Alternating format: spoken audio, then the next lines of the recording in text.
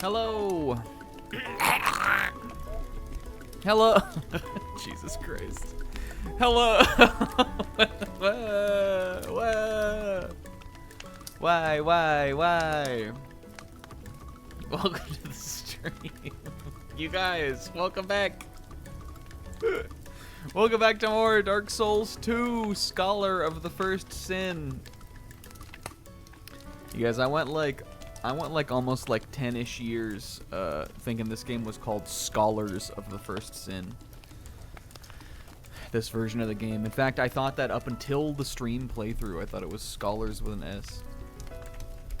Or maybe I learned that at one point, but like, you know when you get in your head that something is like written or spelled one way, and then it's like not. You accidentally will do it. His nose is stuffed today? My nose is fine. I don't feel stuffy at all. I didn't even get a stuffed nose or a sore throat at all this entire winter. I know the winter's not over. Some say that that January is the worst to come, even though it was like 74 today. It was hot in my house. I thought about turning the AC on. It was like 75 degrees. But I didn't. I did crack the window though. I made it without even getting so much as a sniffle. So much as a snivel, you sniveling little worms. Guys, welcome back. This is the second Friday of the year. It's time for more Dark Souls, the second. What's up to Pixie? I don't know what the temperature was outside, but it was hot in my house. It was not like... I did not even have the heat on when I went to bed. I woke up in the morning and my feet weren't even like cold. I was just like, no, it was neutral temperature. I was ready to get up. So I don't know. When the sun was out in my house, it was like 75 degrees. Anyway, what's up, guys? Pixie, he's never used the same song. Not only have I never used the same song, I've never used the same series, which continues today. This is really fucking impressive, you guys. Zebra with a party of 9. Hold on, Tessa. I'll save you. Time break. Tessa. What's up to Will? Isaac Sizz. Buddy bro, do you guys think Ota would be able to handle time break even half as effectively as Sonic handled it, which wasn't effectively at all? I don't think he would. I think that would tear him to shreds. Ota activates time break and it turns him into like a gravity pancake. His face would fall off for sure. He'd go so fast that he'd leave his face behind. Hold on, Tessa. I'll save you. Where were we? Will, Isaac, Sizz, Buddy Bro, Zebra, Idiotness, Pixie again, Kingo, Isaac, thank you for the resub, Idiotness, Tack, Tessa, Idiotness. All the voices I do just become Jabulva now. That's what we've just. I found the one banger impression I had. Especially good because it's an impression like nobody knows. Idiotness, hate that raid. Are we talking about the Bones and Friends notification? Right as I was coming in to sit back down, I saw that the alien, twerking alien one played. Did you mean that one, or did you mean the Bones and Friends one? The Bones and Friends one isn't even decrepit. That one just came out. That's our newest alert. That's the newest one we have.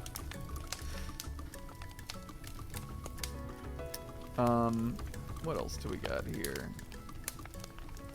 Sizz with the stream streak, 170. Is this Beastie Ball music? No, but fairly close. It is an indie game about a little cuta. Does anybody know? It's a short hike. Game we played on here last year. Probably right about... No, it would have been a little bit later into the year. Cute little game with some relaxing, cute little music. Short hike. Short hike. Claire.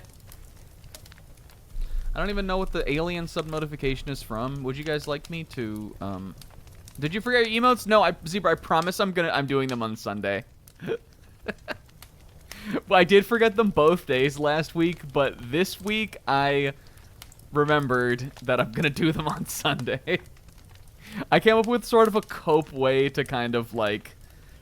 I came up with like a cope way to sort of Zabrag force them into the theme for the two games. Because it's two emotes, I came up with a Zabrag force way to kind of fit them into the mold. Snack of Gab just morphs into Claire, yapping away. Yeah, cute. Do you want to know what the alien sub notification is? Well, the GIF is just something I found online.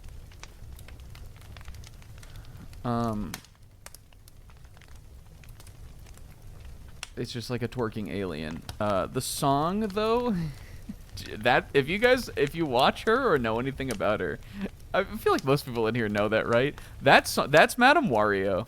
The song is a like there was this, I forget what it was called, but there was this thing back in the day where you would put like you'd like sing or like say words into like your phone, and then it makes like an auto rap. I think it was called auto rap. It was this thing we used to do and send to each other just because we thought they were so funny. We used to do them at cons and stuff a lot. The one that Bobo has on her stream, the one where if you follow or watch Madame Wario, the alert where that goes, "I'm so freaking cool." That's also an auto rap. But one time Bobo made me this hit auto rap and just sent it to me. The song that I think the song that it's like the beat that it's using is Big Papa by Biggie. The beat is Big Papa, and it's Bobo's voice going hit it. And then I was like, I'm making an alert out of this, and so that's the story. It's an auto rap that Madame Wario made for me, and the GIF is a twerking alien. And then for the longest time, I was supposed to make her one back, which I didn't do. Hypnotize. You're right. Did I say Big Papa? Sorry. It's Hypnotize. What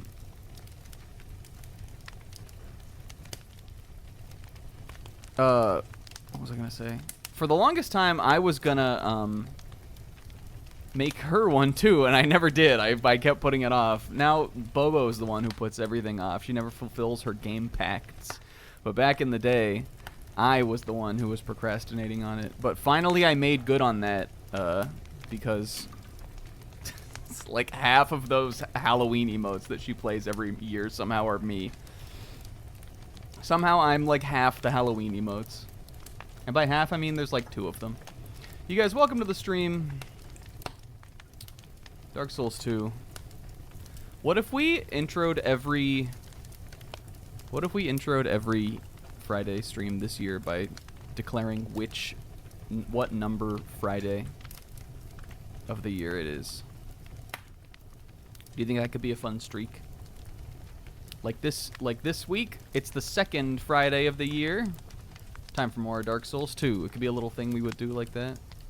We literally haven't broken the streak yet because I said it last week, but last week it was the first Friday of the year, so that obviously makes sense.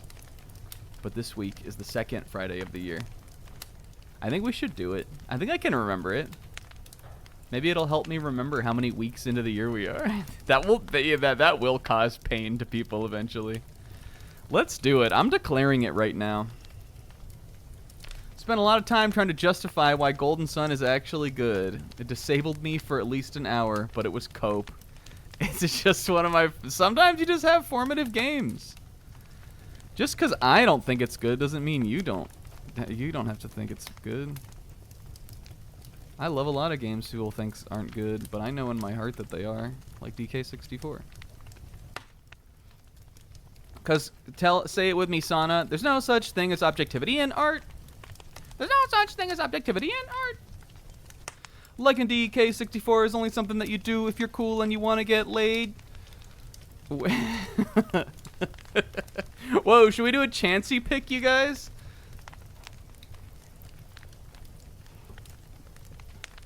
Yeah, well, you beat it, Will, but you didn't have the spirit, I think is what kind of has ended up becoming clear to me. Didn't get lady yet. That's also true. Well, see, the thing is, like, I made the prognostication. I saw that prophecy in the future, but much like my new favorite manga, Chojin X, sometimes prophecies do not actually unwind the way that they are divined. And I think that's what happened there. We're playing Pokemon Pocket. You guys ranked started today. I won a couple games. I'm in fucking Great Ball because I'm a scrub. But I'll keep playing. I played some Venusaur games today. And it was pretty fun. Venusaur, look, the thing about Pocket right now, and I know this is true for like all fucking competitive games, but the thing about Pocket right now is it feels like if you're playing one kind of deck, you're getting walled by another. Which, like, you know, is balanced enough. Like, it feels fair. But, like, I would love to be able to do if you're playing one kind of deck, you have, like a 50-50 that you might beat another, not get completely fucking walled. If you're playing a candy deck, you gotta worry about fucking Chingling. If you're playing a deck that has Chingling in it, you gotta worry about just happening to get an opponent who can knock you out on your first turn. If you're playing a Mega or an EX Pokemon deck, you gotta worry about Oricorio. If you're playing Oricorio, you gotta worry about getting fucking speed blitzed. It's just like, it really is not even a triangle format. It's just a chaotic format, I think. But you know. Hey, I got the Heliolisk card though. This card's so cute, Dad. I love Heliolisk. He's one of my favorites. Did you know? He's getting his, and he's in the flower field. He's getting his sun. All right, that was the Wonder pick. There's a Wonder event going on right now. Log on to the game because if you do, you'll get bonus stuff all week. There's bonus shit going on. Yeah, there's a Gumi event. It's pretty cute. All right, we pull in. I'm done pulling off of these other packs too. I'm gonna pull off of Celestial Guardian Solgaleo. And the reason being is that I am on a full art quest. I'm getting really close on like a number of sets to having all the full arts. I'm almost there on... I need like... Do I have this whole set? I don't remember. I think I need like one more for Wisdom of Sea and Sky. I think it's Magby that I need. But I'm fairly close on Celestial Guardians.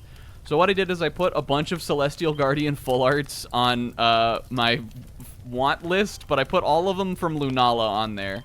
So now if I pull Solgaleo, it's better odds of me getting something I don't already have on my little board.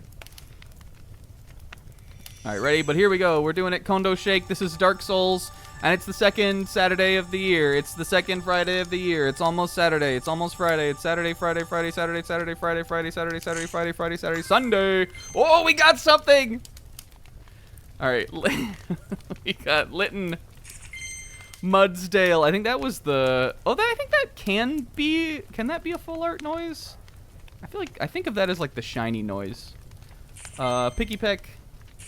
Poplio. Oh!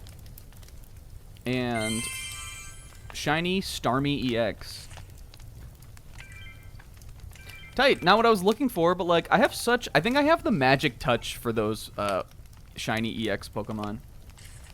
I have like so many of those. Actually, I only had one from this set, and it's the old Venusaur.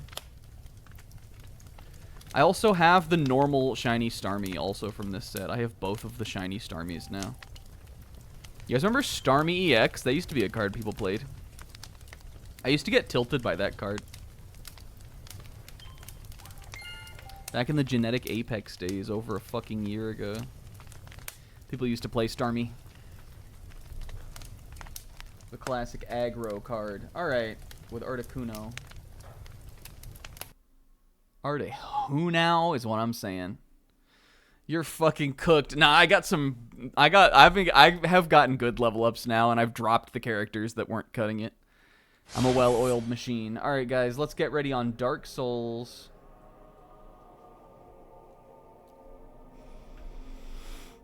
I put, like... Fuck you. I literally just connected to this, and it worked. I think I know what's happened. I think I figured it out. Sometimes I swear that this is an issue with Dark Souls 2. Considering it is not an issue I've ever had playing Bloodborne, which we've been playing for a couple weeks. But sometimes if I disconnect and reconnect to my LAN cable, then it works. A week, what did I say? A month?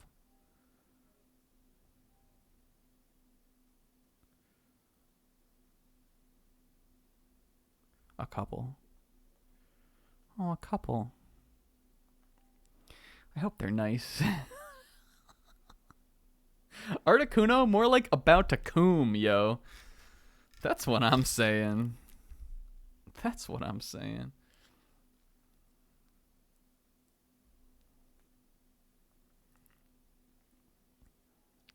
Okay, moment of truth.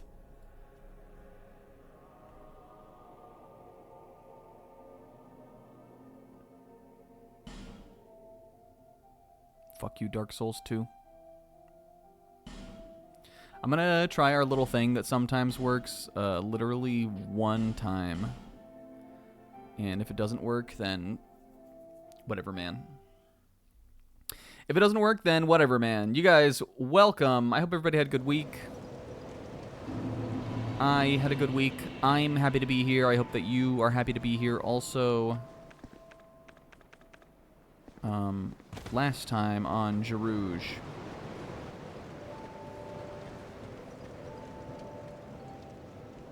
Nice. Last time on Gerivers, we've been doing the same shit for like a couple weeks. Oh my god, I just tried to jump. Oh no, I just tried to do this. But like how you do it on Bloodborne, this is the movement I did with the input I just tried to do. It's not gonna be a good stream. Okay. Last time. Listen, I don't have I have an excuse. It's like the same fucking game, but all the controls are different. Last time we're still working on the DLC. We've been on the fucking DLC. We're on the first DLC area, but we beat a boss at least last week, and we got pretty far.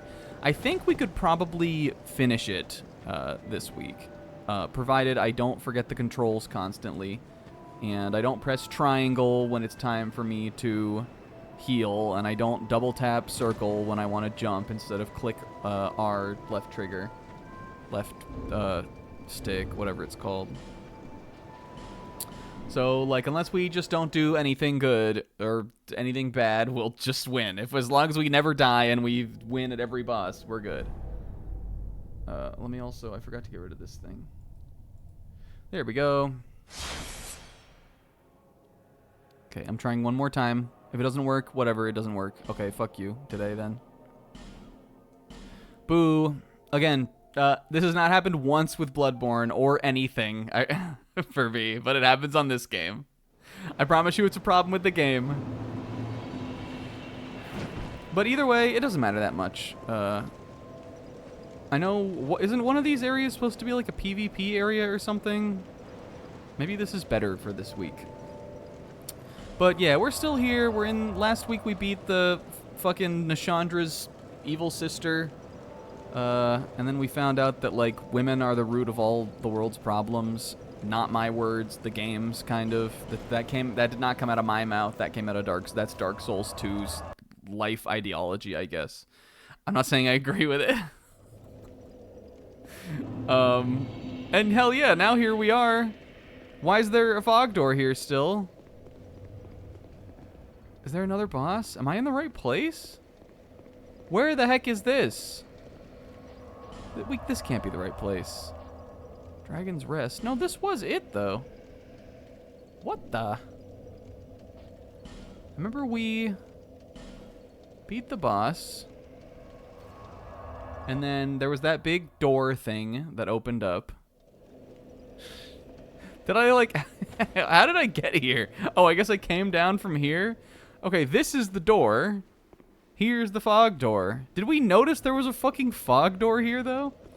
I think this area has had some just for, like, rooms. So it may not be that this is necessarily a boss. But if it is, we could be getting towards the quickest positive boss of all time. We must have lit that fire because I just warped to it. This looks like it could be an arena, though, is the thing. Is that the dragon? Holy shit, that's the dragon. Oh god, look at this. It's like he's bouncing on a Destiny. Look. Ooh. Can you see that? Ooh. It's making me sick. Okay, triangle for this. This is triangle. Heel is square. Snack, chill out. If you don't know, you guys, we've been playing Bloodborne. We talked about it last week. We've fucking been talking about it. Oh, Sin the Slumbering Dragon. I guess we're right fucking into it. Hold on, Beastie. I gotta take a look at you, though. This definitely is the dragon we've been seeing, too. Sin the Slumbering Dragon. Alright, we're already fighting. We've been playing Bloodborne. We're doing a playthrough. I think I might actually be the furthest into the game. That game controls a lot like Dark Souls 2. It's very similar, except for the buttons that aren't, which is a nightmare. I had to get used to it starting that game, and I'm gonna have to learn it now. I wonder if he has like a tail cut. Oh, he is a poison dragon. It's kind of raw. So the buttons that are different are, in this game, the Estus Flask, which is your heal button, is on square, because the Estus Flask is an item, just like all the rest of your items. Now in Bloodborne, you use items with the square button too, but the heals in that game are not an item on that same wheel. For some reason, they have their own specific button, and the button's triangle. So I have to remember now that instead of pressing triangle to heal, I have to go back to pressing square. Not only that, but the button in Bloodborne to two-hand your weapon, which in that game is called tricking. The button to two-hand your weapon is, see, I just fucking did it, is L1. In this game, it's triangle, which in Bloodborne is the button to heal. Not only that, but Bloodborne is like Dark Souls 1, where you have to double tap circle to jump. But in this game, see, I fucking did it. I was doing it. We'll get used to it. It'll take me like 2 attempts to shake it off. In this game, you click the left stick to jump. So what the heck? Why did I do this to myself? Why didn't I just say, let's wait until I'm done playing Dark Souls 2 to do a Bloodborne replay? Look, what even happened? I put my axe away. I didn't even know you could do that. I didn't know you could do it like this. Maybe I did know that. We'll get used to it again. Hey, that's been a lot of fun, though. I think I'm the furthest. No, we're not swapping the controls. Because then it'll feel weird, but in, like, a different way. This is cool, though. I mean, this seems like a, you know, sort of a challenging boss. It's a poison dragon. I really don't like that poison fire blast. Why am I not fucking pressing the wrong button? Oh, it's L2 to do the big move. Oh, I gotta go get. I gotta get my shit too. We had like 4,000 shit. That I just forgot. That's not because of any particular game. I think I'm the furthest. Tamal, I know, is also pretty far.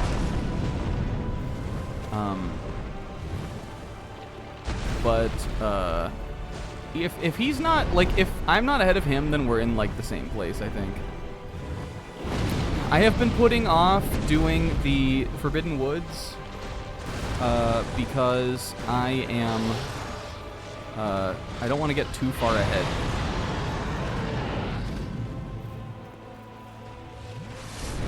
It's no fun when you are, like, at the end of the game and nobody else is. So I'm waiting for other people to play and catch up, but because of that, I've been doing a bunch of Chalice Dungeon stuff, which is sort of its own type of progress. We just gotta get in. This guy seems more dangerous than that other dragon we fought.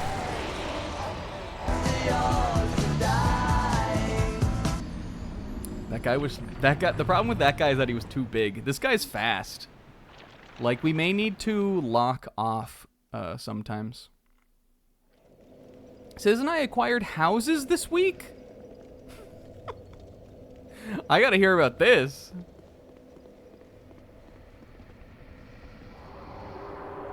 Yeah, shoutouts to Dark Souls, dragons. Something that has been in the series. I don't know if Demon's Souls had dragons, though I imagine it probably did. I would assume that it does. But a type of enemy that has been in the series since Dark Souls 1 at least. The Dark Souls 1 DLC at least. That, from what I understand, just nobody seems to like. A type of enemy in the series that, from what my understanding, is that just nobody likes. Sis said in Elden Ring they don't even give prizes. Here we go, we're figuring this out now. I want to run in. Because if I kind of run to the side, run sort of the birth of his flame spewer mouth, then I can stay out of the, like, fan path of his fire attack, which is what I want to do. I'm gonna hit him. What we wanted to do today was buy a house. Alright. This one I'm just gonna stay back on. Kind of let him dive in. Square to heal. Square.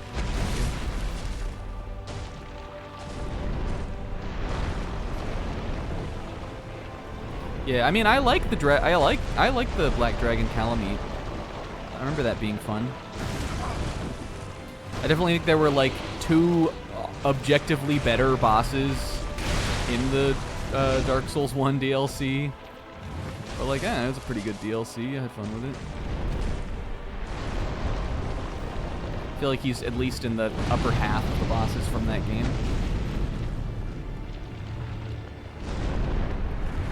Are you gonna come right back down? See, he wants to make a gap. He wants there to be space between us.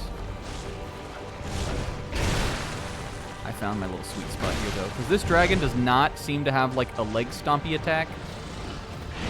He's got fire breath, and he's got, you know, like a swiping head attack type thing. But he doesn't seem to have a stompy. The big dragon had a stompy move. So that lets me know that back leg is where I want to be at. Yeah, we got a tail cut too. Who said this game wasn't as good as Monster Hunter? Isaac? Only? I was kind of aiming for that because I know a lot of these dragons have tail cuts in this. Seems like if I kind of roll here, I can at least avoid the fire. Yeah. Calamite also had one, I remember. I don't know if we got it, but I remember Sizz telling me about it. I think this is weakening his, that attack he's doing there also, which is nice. Cell cutting in huge in Monster Hunter. I know. Is this the talk shit about Monster Hunter night? I like Monster Hunter. I played a lot of the 3DS one. I know there are multiple on the 3DS, but what I mean is 4 Ultimate. I played like a good amount of that game back in the day.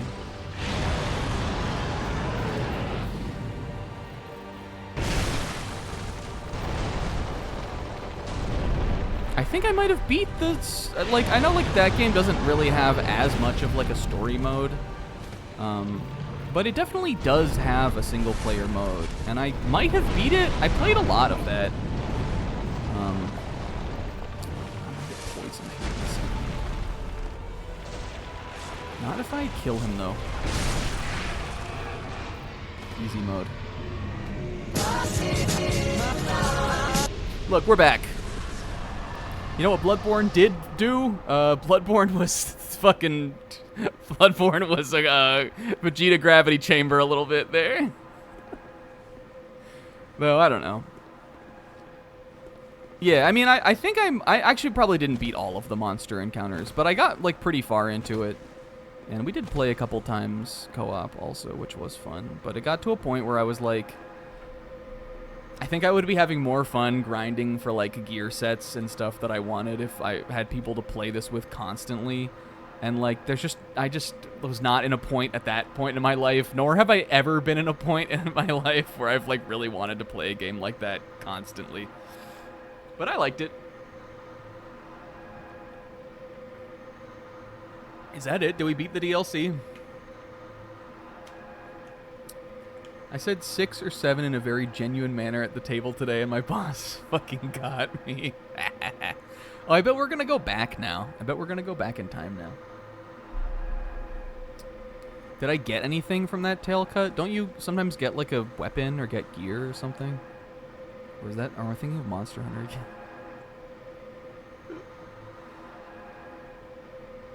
Did you like... Yeah, the Seattle Space Needle costs a fair bit more than a condo in Miami. Well... I mean, one of those you can live in, and one of them is the Seattle Space Needle. So, I guess I agree. You got options there. Oh, we got Yorg's ring. Got a little Yorg. Let's see what's up with Yorg. Flynn. Sometimes deflect spells. Ring of Sir Yor, who sought the blood of a dragon and invaded Shulva. Shulva is like Shulk and...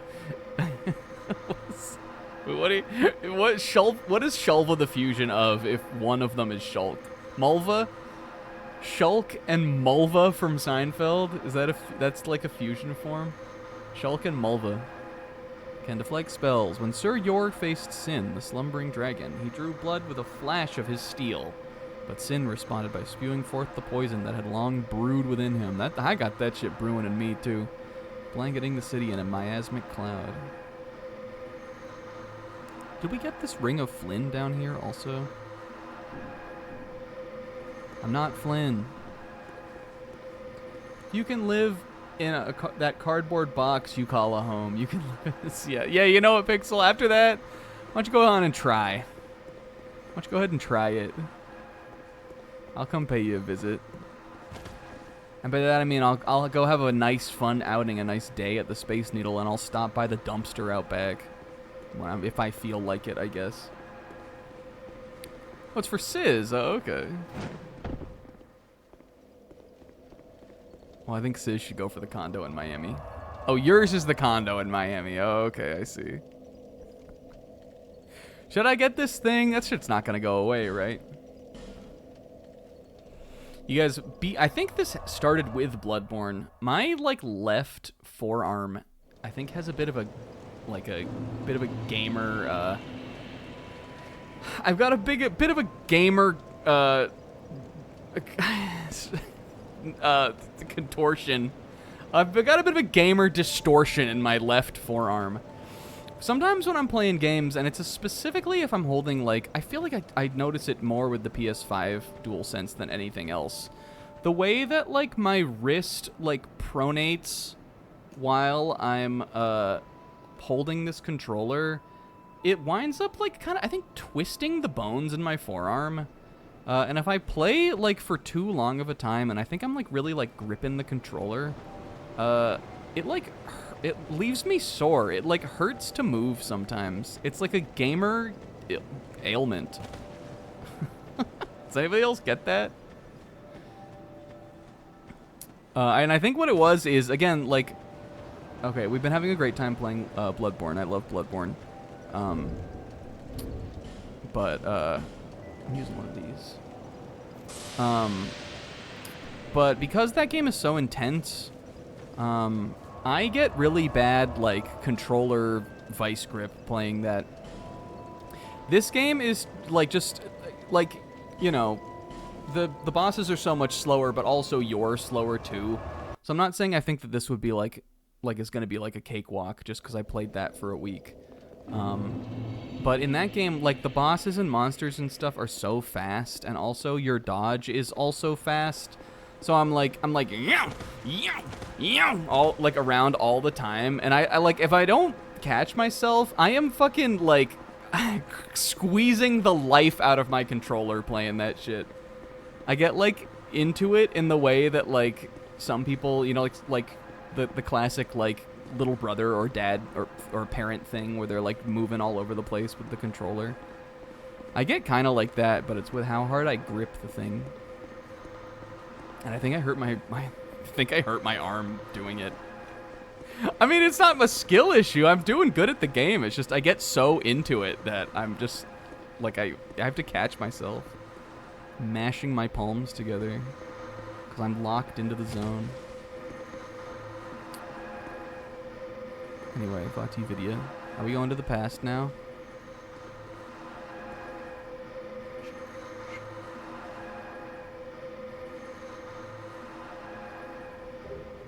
Oh.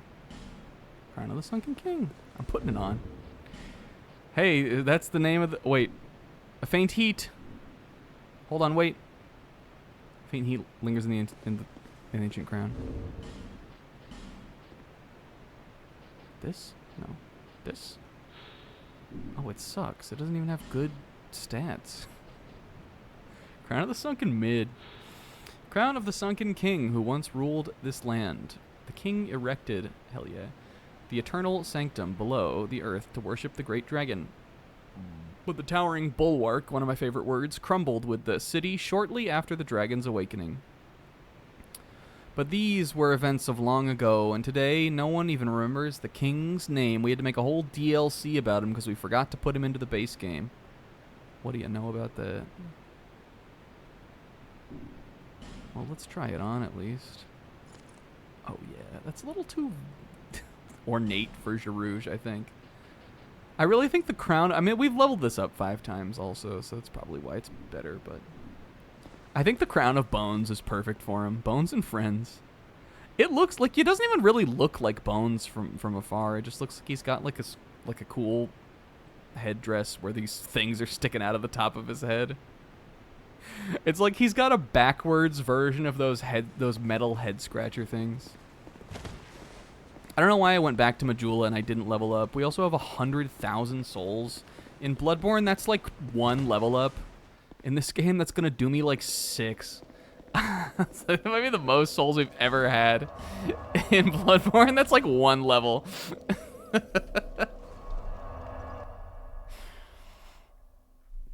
You level up really fast in this game.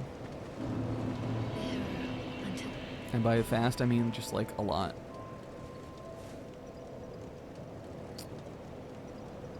Alright, but we are working on a task here. We're trying to get vitality, I think, to... I don't know if this is enough. Let's do a little spot check on the vit. Can I get a vit check? Y'all got any vittles? One time my mom got a phone call, like a wrong number, from some guy who was very confused that he was not talking to Little Mama, and he was very demanding on the he was very insistent on the idea that she had vittles for him.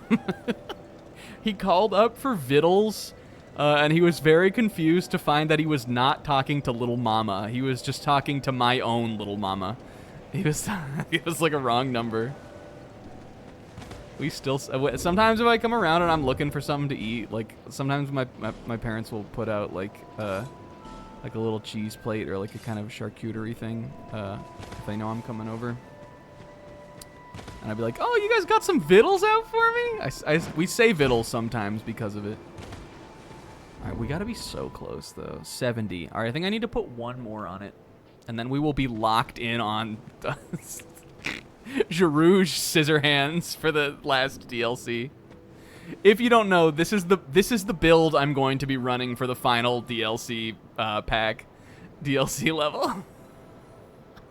Dark Souls 2 great swords, but not yet. We're still gonna do axes because there's another area back here in the Sunken Kingdom or whatever that we haven't been to yet. Toxic shock syndrome. Can I level up again? How much do these give? Full of a great hero. I feel like I've just recently been picking those up, right? 20,000. Sure we can. I'm sure it's fine to use. I have 4 of them. Not strength. I think with this we'll be good. Let me just check it. Let me test it. Yeah, that's been a long time, Pixel. It's a brag 7. We should get to work on upgrading this other great sword. Yes. All right, 60. What was it? 69.9. Literally a 0.1 away from being too heavy. But it's fine. We can finally normal roll with the double great swords without me having to take my gauntlets off, which was the goal all along. Thank you, Dark Souls 2, for having a weirdly low leveling requirement. And being a game that allows you to get to level 167 if you play all the way through. We might hit 200 by the end. We probably won't, but we'll get close. Yeah, the Blood Echo's conversion rate is better. You're right. I think it's just because Drangleic has a low, low economy. Go visit Vendrick. Okay. Didn't I kill Vendrick though? They're in a recession here in Drangleic. How could they not be, honestly?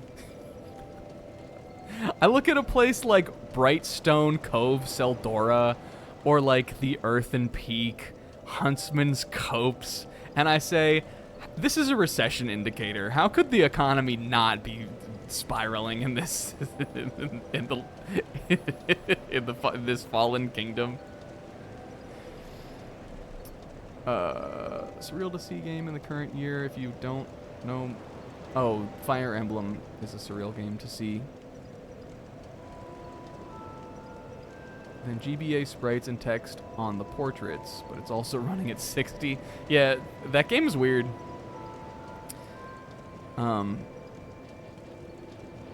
Because even though like I don't like, you know, the sprites look, I think they look different enough. It is the same character designer for that game that it is for the GBA games. So like it does look, it's like the one Fire Emblem that looks like that, and Radiant Dawn, I guess. They're like the one Fire Emblem games that look like that. Because they're the only ones that hit like a home console. It's like weird. Actually, having also been currently recently playing that as of like last night. I've been loving the level of detail that you can see on the game. That on like a CRT or like on like a blurrier like TV screen, you can't like being able to see their little faces on their like the little map models. If I'm like playing in handheld, it weirds me out. Like it feels like it's a level of detail you shouldn't be allowed to see on Path of Radiance. Just because usually it's like so zoomed out from the little like the little janky 3D models with their weird little texture faces and stuff. I can see how it would be surreal. All right, what are we doing? Going to Vendrick? Sorry, wait, what was this saying? Okay. Vendrick is in... I can never remember here. I can get to him fastest from here. Undead Ditch. Catch me never dead in the Undead Ditch. I'm ditching it.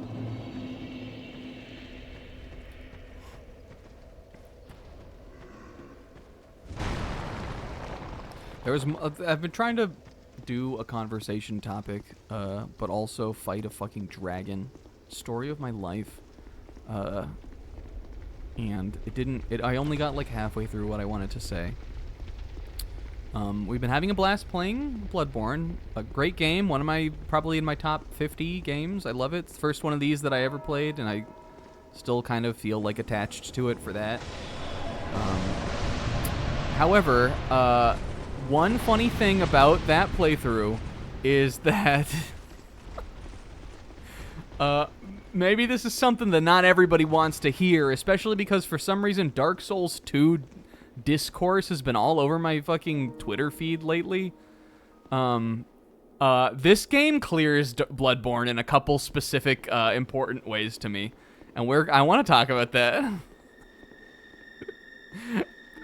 Crazy thing maybe to some people to say, but Dark Souls 2 claps Bloodborne on a couple, like specifically a couple quality of life features. We're gonna talk about them. Is it through here that you get to Vendrick?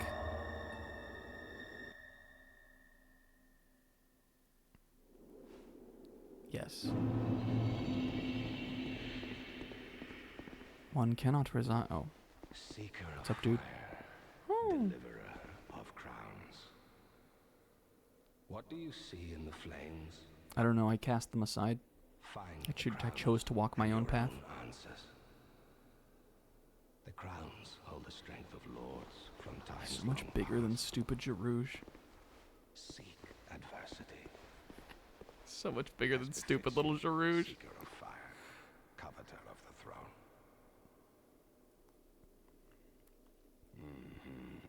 Conqueror of the Dark. Look, he said a different thing that time. With fire, they say, a true king can harness the curse. A lie, but I knew no better. Seeker of fire, you know not the depth of dark within you. It grows deeper still, the more flame you covet. Flame, oh, flame.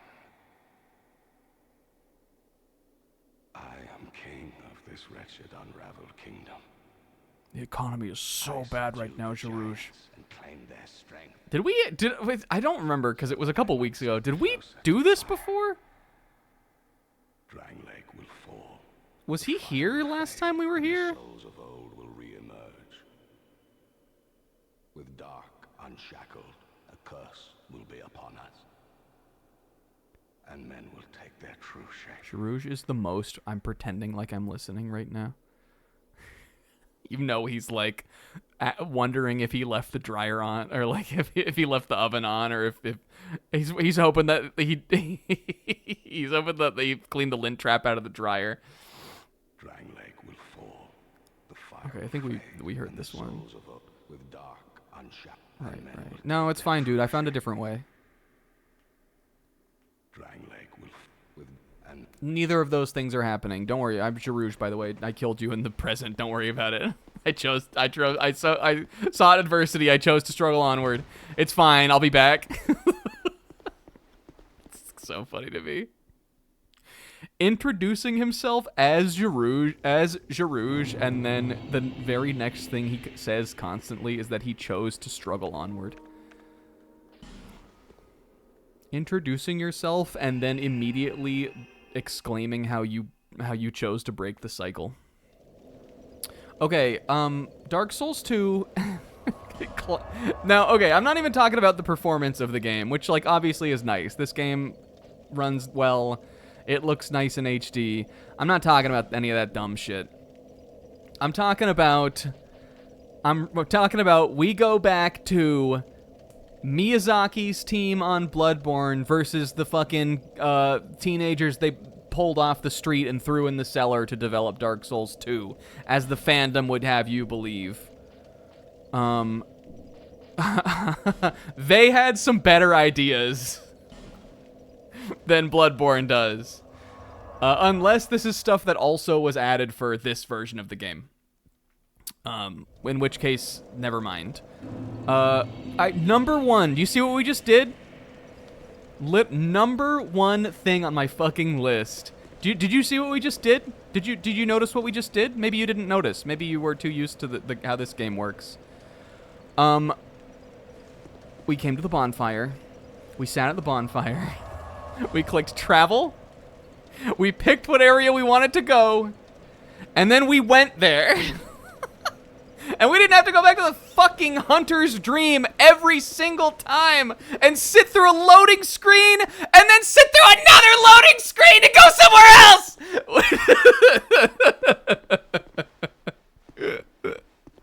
In Bloodborne, if you want to fast travel anywhere, you have to go back to a specific area, which again requires like a fairly long loading screen in this day and age, even played on the PlayStation 5. And then from there, you then have to pick another area to go.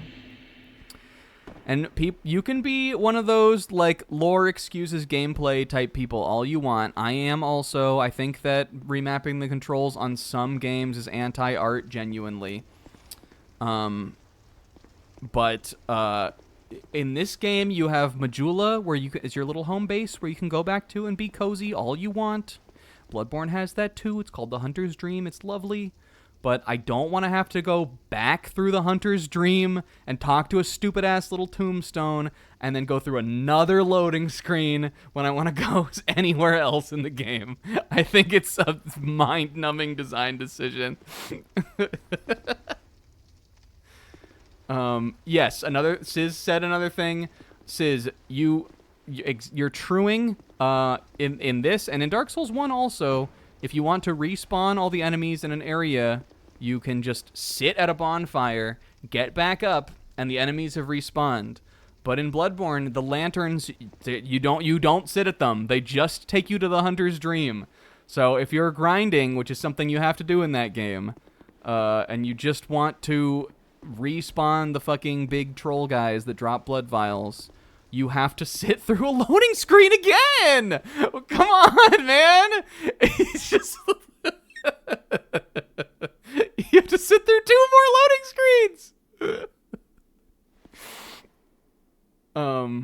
Which is just stupid design. I'm sure we got irritated by that to some degree with that game when we played it on stream, but now that I have tasted this, it feels like it really drives it home. All right, we are in uncharted territory here. I think we're done in the main area. I think we're literally done with the rest of the DLC. But Sizz told me that this. I remember Sizz told me something about this that made me decide I wanted to come back.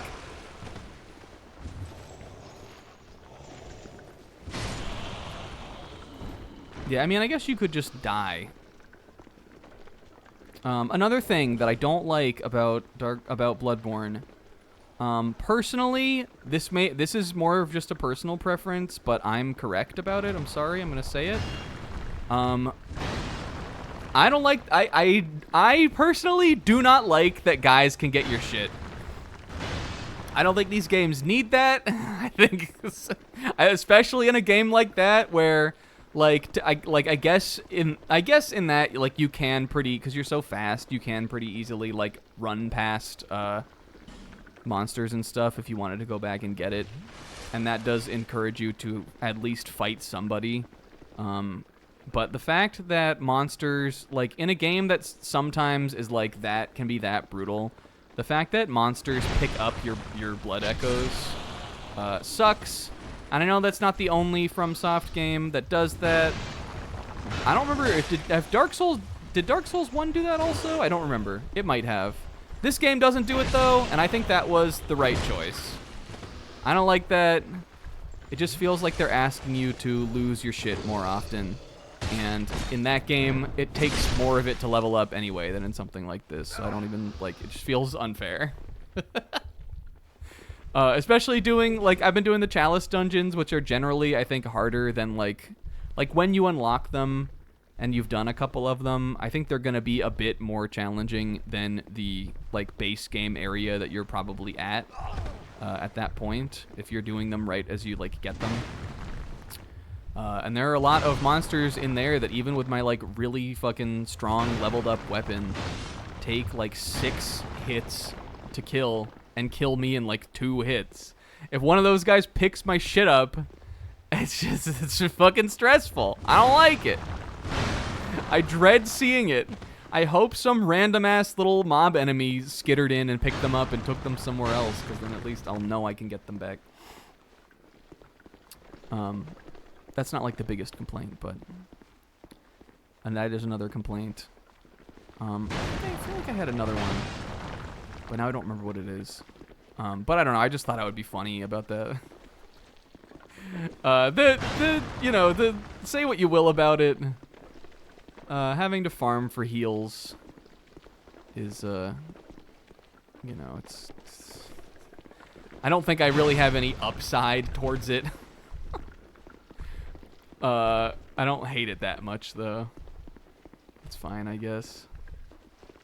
And then another thing that sucks about Bloodborne, this maybe only happens to me because I was talking about it and I don't think anybody else was having this issue. But if you're, like, running over to get an item and maybe there's another guy in the room or something, or you're getting your souls and you just want to, like, grab an item really quick, there's some function in that game where if you're holding X and you, like, move the control, controller or maybe move the sticks or something, if you're holding X, and I think if you do, like, a movement or motion or something on the control stick, it makes you do one of the gestures. And I accidentally do gestures constantly in that game. I'm convinced that, like, mashing A also sometimes makes, and maybe it just is my controller, I'm convinced that mashing A reads that as a holding A input sometimes. There are times when I've been in, like, a boss fight running over to get my Blood Echo Stain, and I wind up sitting down. This game, no, does not have that. I'm sorry. Elden Ring might. Dark Souls 2 does not. At least not in the same way. I'll run over to get my Blood Echoes, and I will full-ass, like, sit like this. and I died once having that happen. But otherwise, I don't know. I just thought that would be funny. For some reason, I've been seeing discourse about Dark Souls 2 on my Twitter feed. Oops. One person, it literally all started when one person posted about how the game is whimsical. And they posted a clip of, it must have been like a PvP interaction of like a barrel. And then when a player got close to the barrel turned into an invader and like attacked them. And they were like, Dark Souls 2, they can never make me hate you for your whimsy. And then, of course, the whole rest of the internet had to come out and be like, we're not going to start saying that this game is actually good in defense of whimsy. And I'm over here like, I think it's good for a lot of reasons. I'm over here like, whimsy is icing.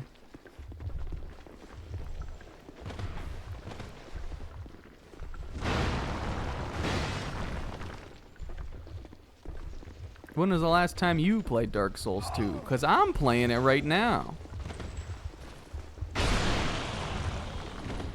I would simply walk through the area and fight all the enemies and fight them one by one and not get overwhelmed.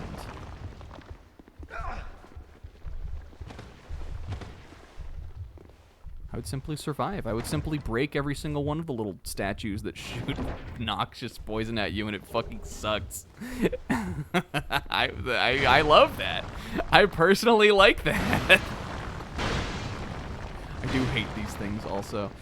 I swear we killed one of these little roving ones literally one time. And I've not since been able to do it. I don't know which one of my attacks does it. Maybe we were using the greatsword the time we did it, and that killed him. But I've been trying, Sid. I've been trying to hit him in their soft lizard spot. That's not working. Is this petrify these guys are doing on me also? What the fuck is up with this? Dead end where you just get hit?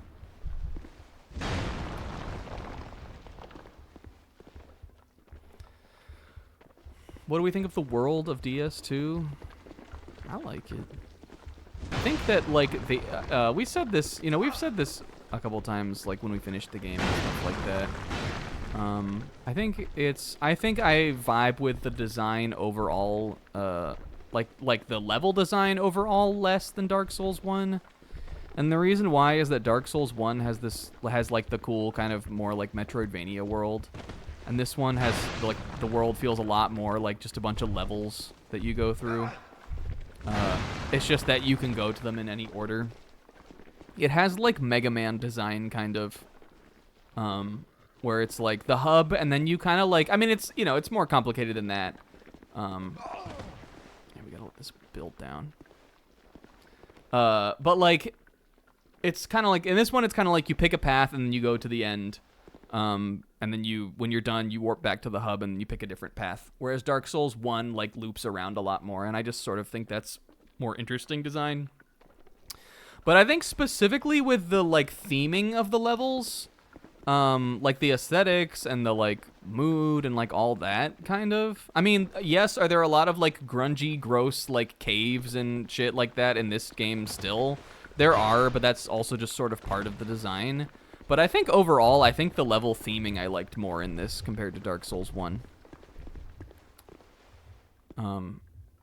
Again, that's probably because, like, I think, like, I mean, I feel like this maybe compared to the remaster, like Dark Souls 1 remastered, is maybe a bit of a bigger upgrade, and that probably helps it some. But there are things that I like about the world more. I think, like, visually the levels are more interesting. And I fuck with the ones where they give them, like, a weird, stupid gimmick. Even though Dark Souls 1 has some gimmicky levels, too. Even if the gimmick isn't that great, I appreciate a gimmick.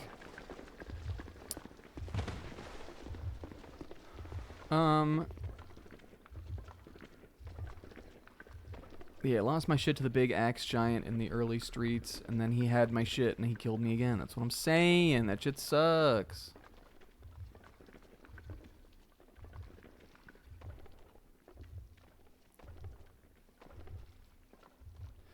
One thing I do like about Bloodborne compared to this game is that this game, like, if you're locked on in this, and you're, like, holding forward, like, yeah, swing at the guy. Sometimes Gerivers is gonna fucking swing over here when the guy is over here. And that, I don't like that. I'm sure there is some way to understand it, but it fucks me up constantly. And Dark Souls 1 doesn't have that, but Bloodborne does not have that either. Yeah, I don't like the directional input thing. It messes me up. It feels like I just need to, like, if I'm gonna swing, I need to, like, take my hand off the control stick. Which, like, when you're moving around, like, trying to get, like, make sure you're in the right place to hit a guy, fucks you up. Alright, is there anything else in here? There's no boss or anything in this area, Sis? I know you said this was a PvP thing. Except why would you ever want to do PvP down here?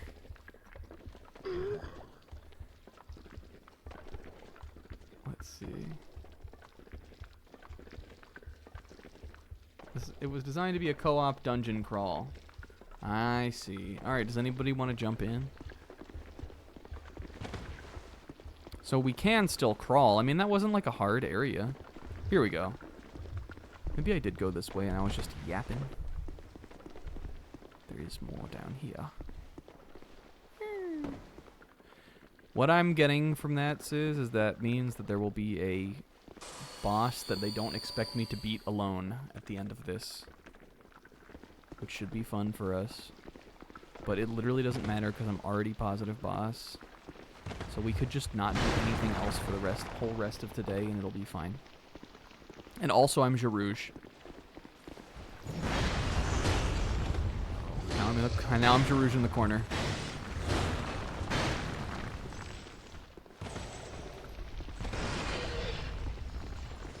What the fuck? Oh, that's one of those guys. Right, don't panic. We know those guys.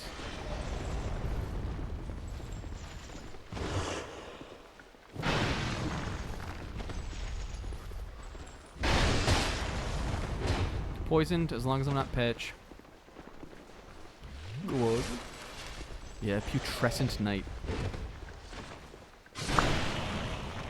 Gotcha.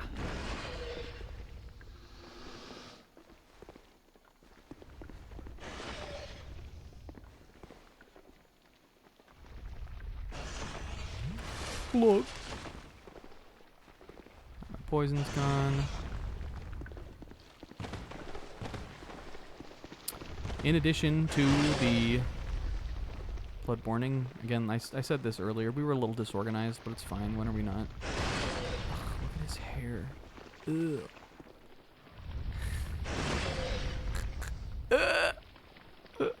Looks like somebody just set a razor on like 5 different levels of clipper and then they didn't give a fuck. It is so chopped, Gerivers. It looks like somebody spray painted the bottom of your head with a red fucking full cut over the uneven buzz. It's like the world's least even buzz cut underneath the full. Look at his gross, like, you can see where the dye is coming out on the side. Impressively bad, impressively wretched. In addition to the Bloodborne, Fire Emblem Path of fucking Radiance came out on Nintendo Switch Online service last night. This is a game that was announced to be coming to the service, like, I don't know, when it came out. There were a bunch of these games that were like, these are some of the, you know, they showed a little sizzle reel of like games that would be coming to it. And many of those have come out, not all of them, but many of them have. Path of Radiance, one of the few that has not yet, of the like initially announced games. Now I own Path of Radiance on GameCube. I bought it, iconically to me, I bought it when GameStop was trying to get rid of all their GameCube games. This is like in like 2011, 2012. I got it for $50, which if you know anything about Path of Radiance, that game goes for like multiple hundreds of dollars these days. It's one of the more sought after GameCube titles. The reason being, that 1, it's a GameCube RPG, which are rare. 2, GameCube is just fucking expensive these days. 3, Ike was in Super Smash Brothers, and people, I think, he has fans that have not played the game. And so I think people like know the character and they know it from that. So just for whatever reason, and also I'm sure it didn't get like a super big heavy print run. For whatever reason, the game became really, really expensive. Yeah, a couple hundreds of dollars is what I would expect to see it at like a convention or in a store or something. I happened to get it cheap a long time ago, but like, so like I could play it any time. That's how I originally played it. But you know, it's a pain in the ass to hook up something that can play GameCube games, especially because it's not gonna be like in HD. And now it's finally on the Switch, so hooray! That's one of my favorite Fire Emblem games. I think it's a great RPG. I always have been a big fan of the story. Yeah, I definitely do think it. I mean, that was the point when Fire Emblem was not like a mega series. Hey, this sucks, by the way. This is some shit from Bloodborne. It was a gank? You have a retro tank. Yeah, the retro tank does not upscale like it does. The game looks on the Switch. Not the one I got. Maybe I got the Retro Tank 21, but like mine it doesn't look like that. Makes it look a little bit better. I also don't have a CRT. But, you know, it's, oh, they follow me down here. Commonly called Gang Squad. Sharouge! I don't have enough Estus Flask for this shit. We're gonna have to, if we're gonna fight this, we're gonna have to run it. Like run, oh, there's an archer. Okay, I'm killing him first. So I see one of those, are these guys all Dark Soul guys? One of those guys is wearing the Havel set. Didn't we already fight a guy who looked like that? Didn't we fight a Havel guy already? That's the Havel set, right? Was the other guy wearing the Oscar of Astoria set, or was that just like a similar looking armor?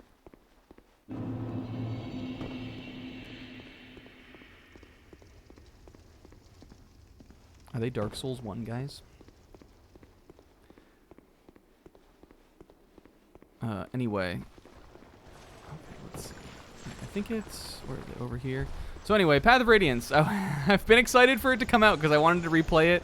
And, you know, it's just convenient to play it on Switch. Plus, you can play it on handheld. I can play it when I'm cozy in my bed. You know, there's so many. It's just some good things for me for it being on there. So I was excited about that. And it is one of my favorite Fire Emblems. I really like the story. I like the characters. I'm definitely having the experience with it where I, in my head, because I played it once a long time ago, and I mean, I've seen playthroughs of the game since then, but in my head, I remember the story, like, a little different than it is. It's a little dinkier than I remember it being. Like, it is still very much like a Fire Emblem story. There are some sort of, like, you know, there's some, like, there are themes and stuff in it, but they feel pretty, like, I like the way that the themes are handled, but they feel very, like, kind of, like, matter-of-fact, like, well, here it is. So, you know, like, there's some clunkiness to it, but I've always really enjoyed the story, and, like, especially, like, the main character and his little gang of characters. And other than that, it's just fun. It has skills. I think it's the first Fire Emblem that has skills in it. And the skills are cool, and, like, you know, I like it. I have fond memories of it. It's like the first Fire Emblem I, like, really played. So I've been playing that, and I've been having a great time. All right, we got over here fairly fast, right? Oh, you have a sword, too?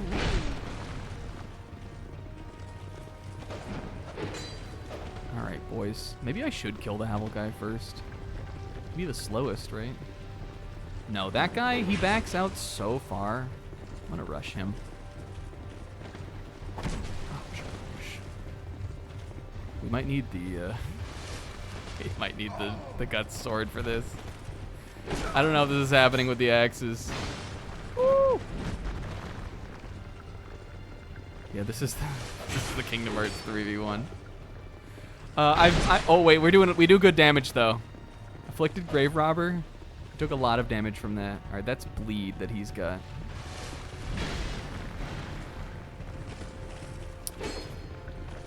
I'm gonna hit this. He went all the way back to the fucking fog door. Oh, Sharouche. Good. I'm on chapter. I just did the first like boat chapter. Classic thing to be in Fire Emblem. Which I think is chapter. Actually, I know for a fact that it's chapter 12. Because chapter 11 is a notorious one, and I just did that, and I did one more.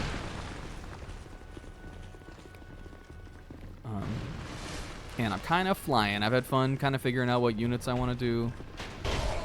I wanted to kind of use some different units in that game, but like I was talking about this with Pixel too. The units that are cool in Path of Radiance are like so cool that it's hard not to want to use all of the same guys.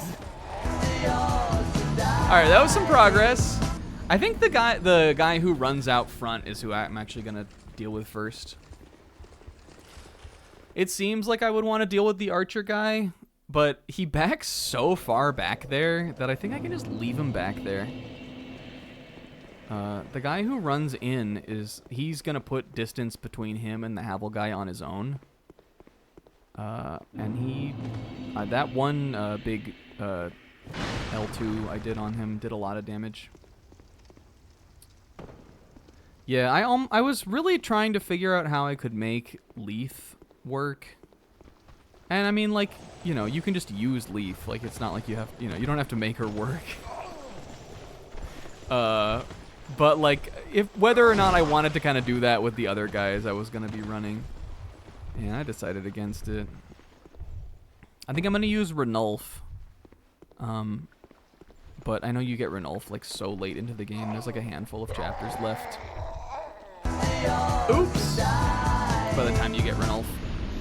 But I'm gonna get the Ike Ranulf A support, which I think is possible as long as you just bring him to every map after you get him.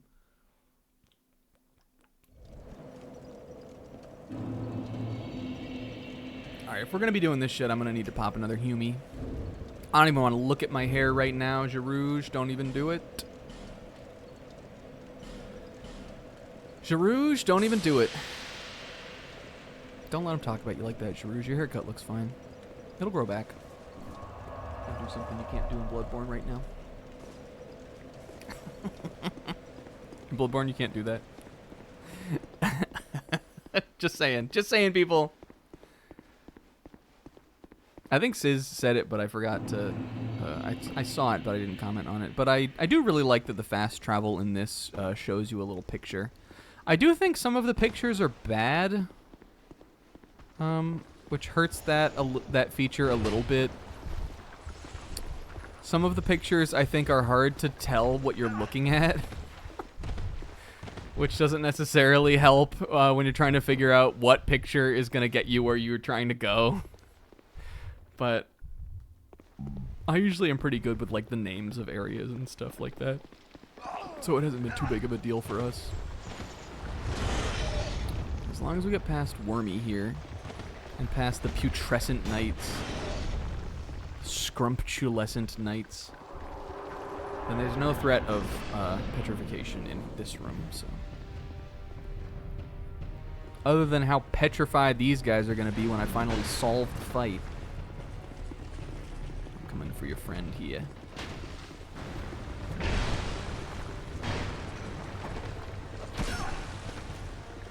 And there is threat of there's threat of it in here too. I saw a way to get back up. I think over, well, not here, I guess.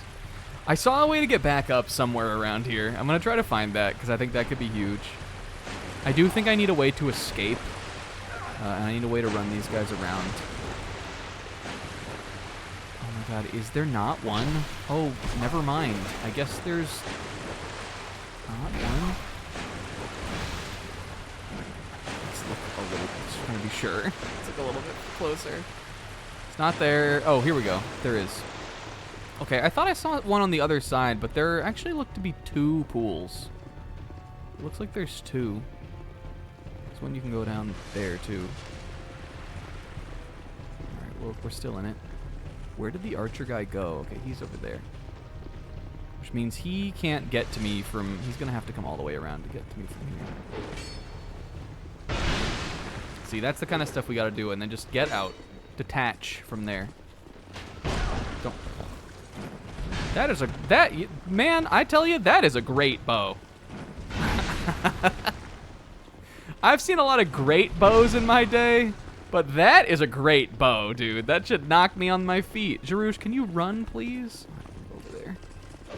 I'm gonna go back towards the beginning now. The double chug. Oh. Oh. Oh, man. Oh. I don't know how to convey it to you guys, but that was...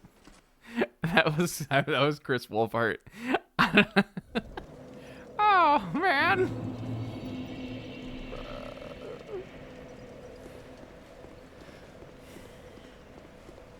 That's all I've been doing otherwise this week. I put some job applications in. I might have some friends coming into town in the next week or two, which I found out about this week. And even though I'm excited to see them, because I have friends that I haven't seen since, I don't know, was it like 2 years ago? Whenever it was that I went to DC. Remember Sizz? Remember talking about that with Sizz on Halo 3 on ODST. That was around the same time as Toxic Shock Syndrome. So that was like early. No, was that early last year? Or was that 2 years ago? That was. Let me think. Hold on. Was that 2 years ago? Yes, right? Yes. No? Yes, that was 2 years ago. So it's been a while. It's so hard for me to think of. It's been a while. But I'm also nervous because they're staying at my other buddy's house. He lives in North Carolina, and they messaged me the other day, and they were like, "Hey, what if we like came up for like a day or two for the time that I'm gonna be here?" Just for something that we can do, but also so that we can hang out with you also. And I was like, hey, that sounds super fun. Definitely do it. And being like the nice person I am, I was like, of course you get like my place isn't like huge, but it's bigger than the little box Pixel says that it is. If you guys need somewhere to stay like a night, or I didn't even say that. I was like, yeah, you guys can stay here. The night over, and then we'll like do stuff and hang out, which is fine with me. Like it is true that my place isn't huge, but I would have enough room for them to stay. But now I'm like, I was just thinking about it the other day, and I was like, this is the first time I've like had people had the offer to have people like stay over like that at this apartment that I have. I don't know, and I don't know if it's just me, but like, I get self-conscious about the level that I don't have stuff in this apartment. This apartment, I'm gonna be real with you guys, is very much like a male living space. It's not like I've got nothing. Like, I have a place for people to sleep. I have like tables. I have a couch. I have like things in it. But like, I've been here a long time, and I was thinking about this the other day, and I was like, I feel like I still don't have a bunch of shit on the walls. Like, I don't know why, but it doesn't look like the kind of home that like other people have. And for whatever reason, for me, that shit like gives me anxiety. Not that I'm gonna go like buy a bunch of stuff. Fuck, he killed me, got me in the back. I don't think I'm gonna gussy it up. It's just like, I need to clean. That I would want to do no matter what. I mean, not that my apartment's dirty. I cleaned it fairly recently. But, sometimes you just feel like you're always cleaning. That's kind of how I feel. I need to dust a little bit, pick some stuff up. But it's just like, when you have people staying over, you want to like... Jesus! This is going to be a while. This is going to take a while. When you have people staying over, you want it to be like nice.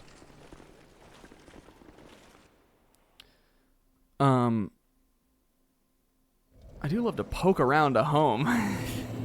Well, Pixel, you can come over then. I do believe he would poke around, though. I do believe Pixel's the type who wants to go into all of your rooms. And if there's a room that you say, like, is a mess, like, don't go in there. If I was staying in someone's house, I would simply not go in there. I do believe Pixel would then try to go in. He wouldn't, I don't think he would go in without your permission, but I think he would try the entire trip to let you get him to come in. I do think I think that's how that would go.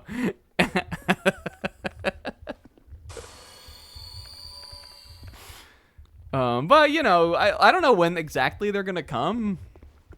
Because we were just talking about it, and then it was like the point where they're like, yeah, I'll let you know, like, kind of what the plan looks like. So, we'll know, like, what days we want to do this and stuff. And I was like, all right, cool, hell yeah. And then I was like, well, yeah, but then I don't know, like, how much time I have left to prepare. So I've been thinking about that.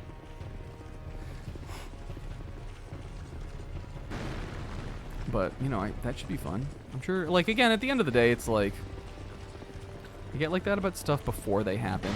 And then once they do, it's like, it never ends up mattering.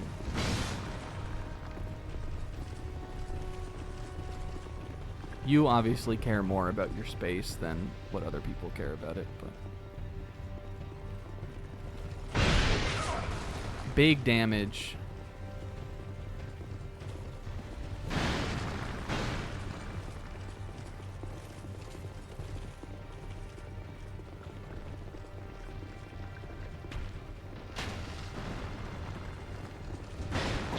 Oh, Jarouche. Oh, oh, oh, oh, oh, oh.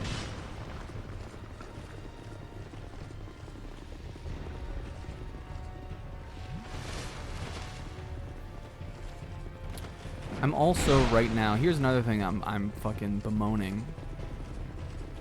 The other night I had a thought of something funny I wanted to talk about on the stream.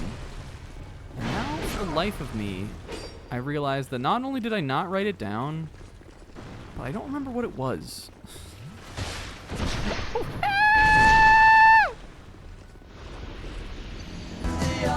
And now I'm thinking, what if that didn't even happen? And that was all within a dream. Because normally if I think of a funny thought, like I'm starving, I'm grasping for straws constantly. Grasping at straws on like funny things, like new things to talk about on stream. That like aren't the same things we talk about every week. I'm always on the lookout for like a funny anecdote to tell. And I swear, like, usually when I have them, I'm good about writing them down, because otherwise I will forget. But now I'm questioning on whether or not this even happened. Maybe I was just having a really realistic dream about doing this. And I wrote it down in my mental notepad. Maybe that's what happened. Because I looked in my notes app for stuff before the stream. I've looked in it to get a stream title. I always check it, and there's nothing in there. It's as empty as my fucking stupid apartment.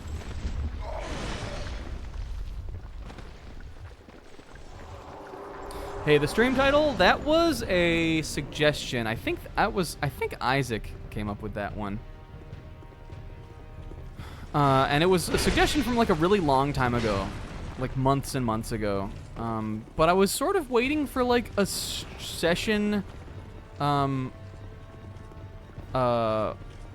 was sort of waiting for a session like that would fit more. And then like, you know, that was really only gonna happen if there was a desert level, which it doesn't seem like there will be. I guess one of the DLCs could be one, but it doesn't seem like there will be a desert level. So eventually I was like, let's just pull the plug on it. I don't have anything for this week. But this was, I believe this was an Isaac title. That's how I remember it anyway. Thank you, Isaac. I really wanted to hit the other guy. Unless maybe I did. I actually don't know which of these guys is which. The Afflicted Grave Robber is this, I think this guy, fastest guy, that guy. I think Varg is the Havelman. So I guess we did hit the archer guy. I'm gonna run in with a run-in spinning. Nope, that's not how that works. Maybe it's roll and then attack, right, R1 to spin. Oh no. He's goated. Alright, I think coming down here and using this will be the key to this fight. Give him a little run around.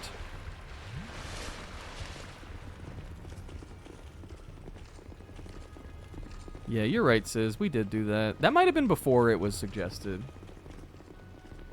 I was thinking about P5 today also, and that made me think of it too. That did hit him. Even just one down and it'll be much more manageable. Because, like, when you get close, that guy turns into a melee fighter anyway, so...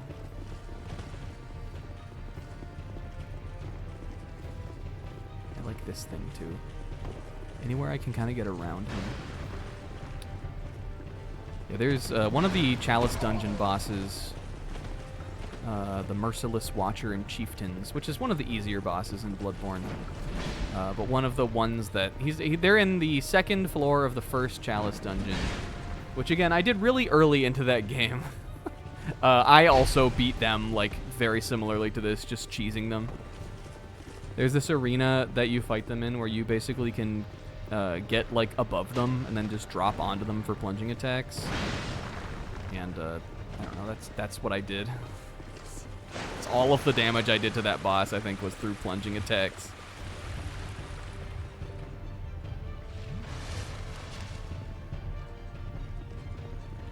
What is this song also? The Bloodborne movie? Is this the trailer for Bloodborne the movie? Fuck.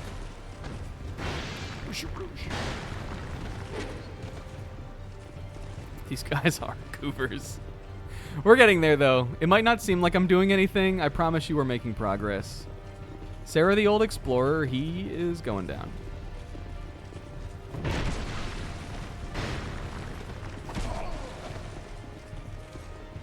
Eight heals.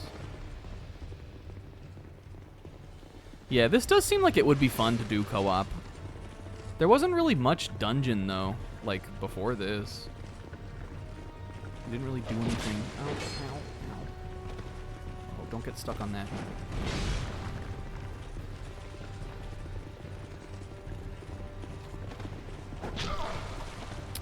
Again, I've seen a bunch of, again, I don't know what it was. I probably just like, you know, I can't imagine this is something that's going on at large. It's probably just something that I have been seeing a lot of because I clicked the right couple tweets in the right order and the algorithm thought I wanted to see a bunch of it.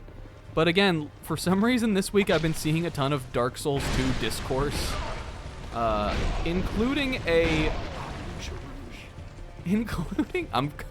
I will not die.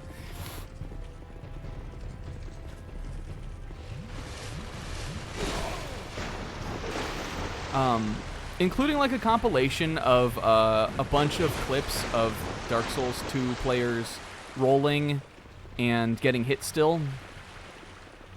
And even though that happens to us sometimes in this, it really showed me what it looks like if you don't, if you just don't engage with like the things that are important in this game and you never level that adaptability stat. I saw people rolling, like normal speed rolling or like, you know, like fast rolling through fucking, like slow ass attacks and still catching like a little nick of damage. And I was like, oh, that's what it looks like if you play the game wrong. And then I saw a bunch of people's rebuttals that were like, well, why do I have to level this one specific stat in only this one game so I can make the game playable? And it's like, I don't know, because that's how the game works, dude. Well, like, you level up like 100 times. Like, we're level 160 in this game. You can put fucking 20 of them on adaptability. Like, what is the issue, man?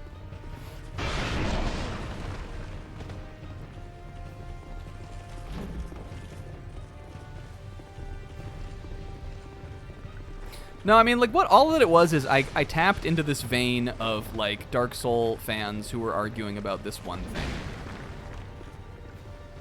I clicked on the initial post, I read the comments and everything, and then I saw all the rest of the posts about it. But it seemed to be making the rounds.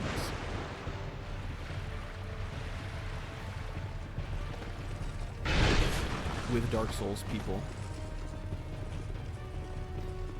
Because of whimsy.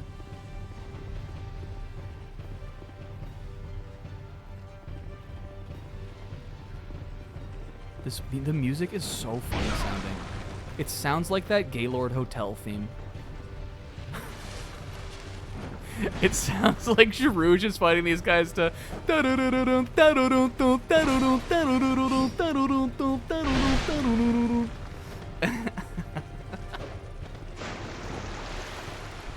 One thing I will give praise to Bloodborne on, not that the soundtrack in this is bad, it's been good, but the soundtrack for Bloodborne is so bespokenly, god-smackingly good.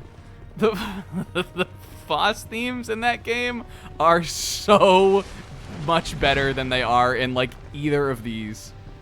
Motoi Sakuraba, I fear you're out of your league compared to, like, whatever the woman's name is who composed, like, the Bloodborne OST. I think it's a woman.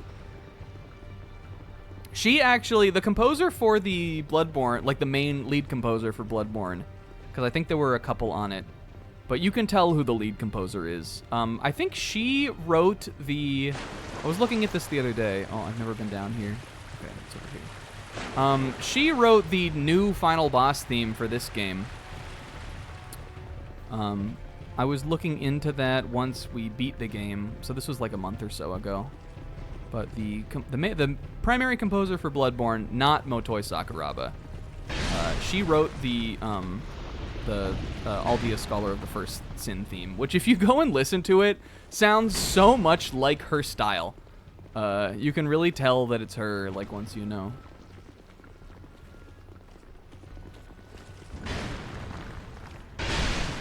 All it takes is a big ol' over-the-head swing-a-ding heavy boy attack. We don't want to... We mustn't be careless. I've got some more heals. This guy is slow, fortunately, so I'm sure I can just kind of run him around and get some life gems off, too, if we need to. I kind of want to try to get him to swing, though, and then go in for damage. Not get hit, though, when it happens.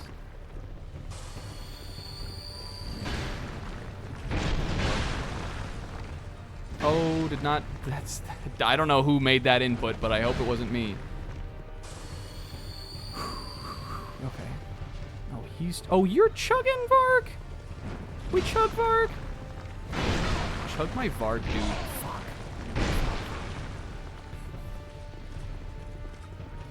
This you can do while you're walking.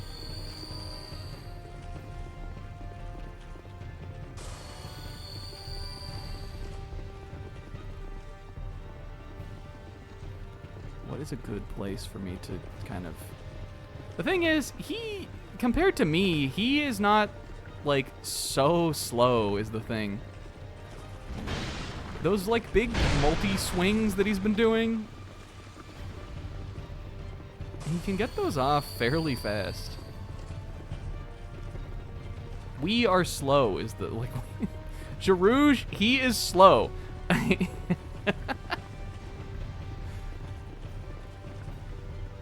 The other guys were fast in comparison. They were weaker, though. We're just going to have to safe on trade through some of it, I think. Pop one more of these. Then I'm going in for the final hit. Hell yeah. That should be positive boss plus 4 as far as I'm concerned. Twinkling Titanite, Petrified Dragonbone, Titanite Slab. Hell yeah. Jarouge. Yeah, that was a rookie chug. He shouldn't have done that shit. He underestimated me. Alright, is there anything else down here? I did expect that we would finish this one tonight. Oh, I don't think we went here before. No, we didn't. There's a prize. And NPC 3-on-1 fights drop prizes, Mirakun. This will look lovely. We're, it's gotta be something I can wear, right? Oh, pants. Whoops. Oh, you can't really see it. Oh, yes, Jarouge. Yes, Jarouge. Oh, God. Oh, it really brightens up his lesions. This is lovely. This is Wanda. Speaking of, you guys don't even know what's coming next. Let's read about it. Skirt of a nameless troubadour. High durability despite its appearance, while troubadours can get on by their own, while through wily use of their arts for the most part. Might still require a generous patron.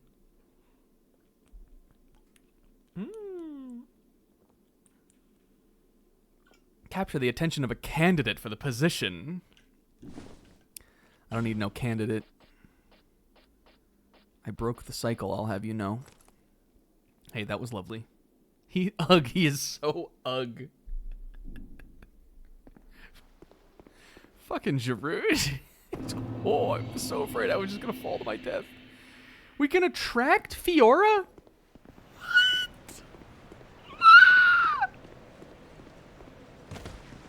Can I ever?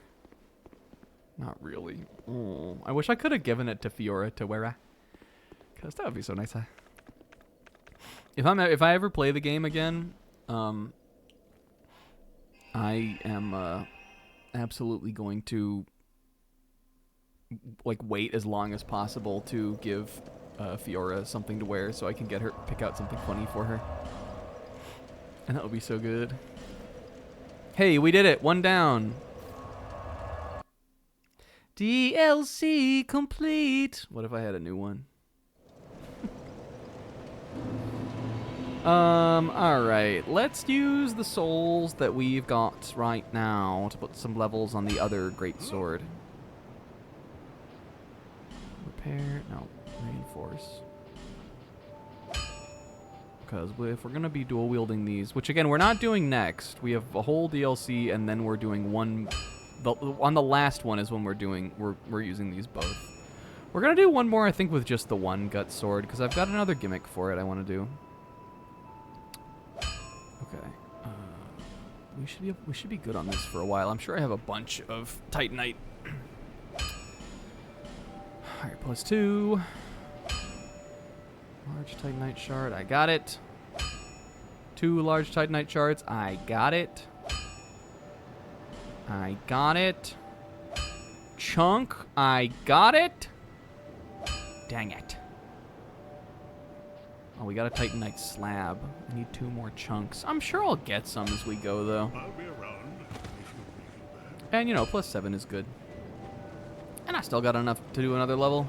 Bearer of the curse until hope. And oh yeah, you're right. I forgot the stone she has that shit. We looked at that last week. Hold on, she. I gotta talk to the third less liked she. What would you like? Even though I feel like she should be she is the thing. I feel like she should be she is the what's weird about it. I needed 2 of these. We got plenty of souls.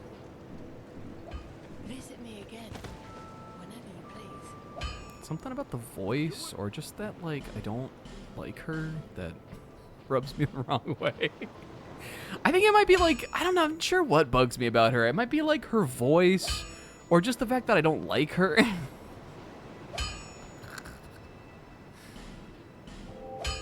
Alright, I need 3 more of those. If she has 3 to buy. We don't have to get it all the way, but... I imagine the last DLC is the hardest one. Okay, she is unlimited on these. It's only the slab she's got a limit on of the Titanite, and we have one of those. I think you only need 1 of those for the last level also, too. I don't think you need more than 1. That's usually how it works, I think. Why can I never find this weapon? We have so many of those. Thank you, guy. What's that guy's name? Leningrad? Oh, yeah, you're right. We didn't look at the soul either. I'm going to buy some more life gems, too. And then I guess we're not going to level up. But again, I just feel like we're... I will if we can.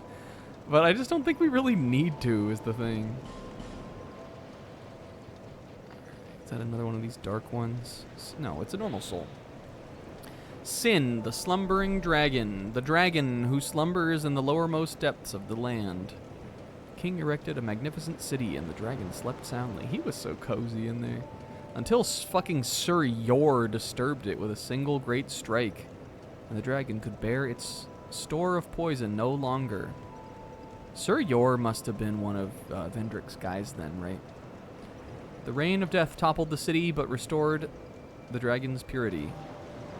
So the dragon, like, acid refluxed that poison shit all over the place, toppled a civilization, and then he went back to sleepy. The wondrous soul of the dragon. Yeah. Let me look at the Yor ring again. He woke up and it was like, ah! And then we're like, oh god, our skin's melting off, we're dying. And then he just went, skeezy. A single strike? That's kind of raw. This does not seem to be... Where did we get this Flynn's ring from?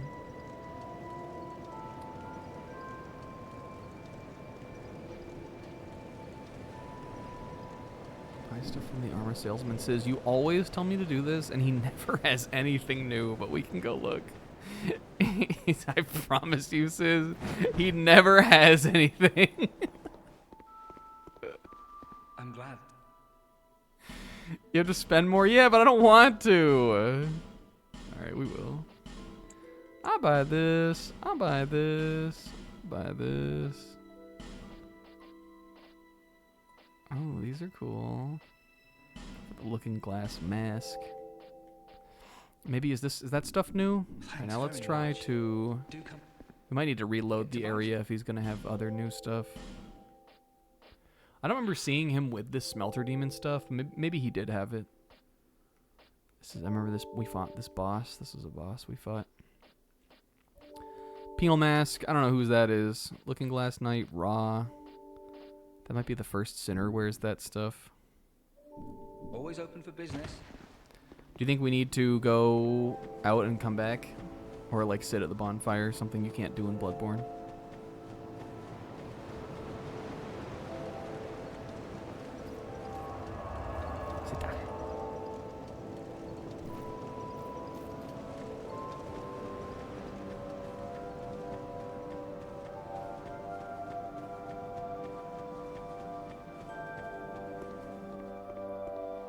Oh, now he's chilling. Look. He's fucking. Look at him. He's man spreading. Sorry, have we met? Oh, sorry. It's just I've been awfully busy. No, you haven't. I was just here. It was me, Gerouge. I broke the cycle. I bought all that stuff. Recently, although it may be a bit out of your reach. Remember, Gerouge? I chose to struggle onward. I chose adversity. Hello. Oh, he does have a bunch more stuff now. We got the Velstadt set. It was soaked with dark after he was sniffing that rank shit that Vendrick was pumping out from down there. Turned him into a jobber. A shadow of his former self is right. Throne Defender. I think this text is the same as the Throne Defender and the Throne Watcher's gear too. But like their weapon. I think Ornifex has their weapons. I don't know how I wound up on this, but I was looking at some Souls stuff the other day. I don't remember why. And I totally didn't remember this. The Crow people are in Dark Souls 1. You could have asked me like, Snack, do you remember like this character, like this type of character from DS1? I would have said you're making that up. This was not in that game. But the Crow people that like Ornifex, runner-up, honorable mention, she, the like weird crow lady that we freed from the that room that one time. In the forest of the snickering pots that delete your notes app. Those guys are in the Painted World in DS1. I would never have been able to tell you that, but they are apparently. They're like a race in the series. I think they're in DS3 also, or there's like similar guys in it. Pretty cool. Didn't remember that at all. They weren't like friendly. They're like enemies in that game. They're monsters, but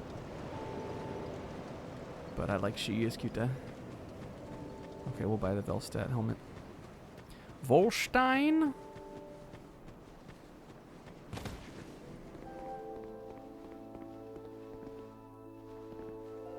Looking for armor? Are you sure? Wait, I didn't mean to do that. Oh wait, we need. How much is this first? Looking for armor? It was more expensive than we could afford, but I'm sure we will have enough if we pop a soul. We're at about 10,000. I may sell out while you're away. There's this Seinfeld joke. Definitely not a memorable Seinfeld joke, really. Is this 110K? Yes, okay. One of the late season ones where Elaine is accusing this guy of ripping off a Ziggy, like a comic strip, and putting it in the... Or no, she ripped off the Ziggy? Elaine rips off the Ziggy? I don't remember exactly. I don't even remember the joke. Basically, Elaine goes to this guy at the New Yorker who publishes these comic strips, because she reads one of them and it sucks, and she's asking the guy to like explain the strip, and he's like, it's a slice of life, it's a commentary. She's like, yeah, but what's the commentary? And then he goes like, it's a pun, and she's like, like, nope. And then eventually he goes, Volstein? And Elaine goes, that's not a word. And that joke, like, the cadence of that guy saying Volstein is something I think and say all the time. Every time we say Velstadt, even though I do remember what his name is, every time we, like, read Velstadt, or, like, when we like have to talk about him on this, I always call him Volstein because of the. Have some patience. And then Elaine submits her own comic, and then it turns out she ripped it off from Ziggy because Putty has Ziggy bed sheets. That's how it goes. I remembered the episode. Okay. You guys, we're about to do something huge. First, I'm gonna equip a shield again. Massive. Is there a different shield we want to use? I kind of want to stick with the Scotchy shield because I made it about Scotch and now I'm attached to it. Grand Spirit Tree Shield. This was the original Gerivers build. If you weren't paying attention for the entirety of the DS2 playthrough before the DLC, this is what it was. It was this shield. And the great sword. This DLC, we're gonna just rock good old big sword, big board, just like always, except I'm gonna throw a little wrinkle in it.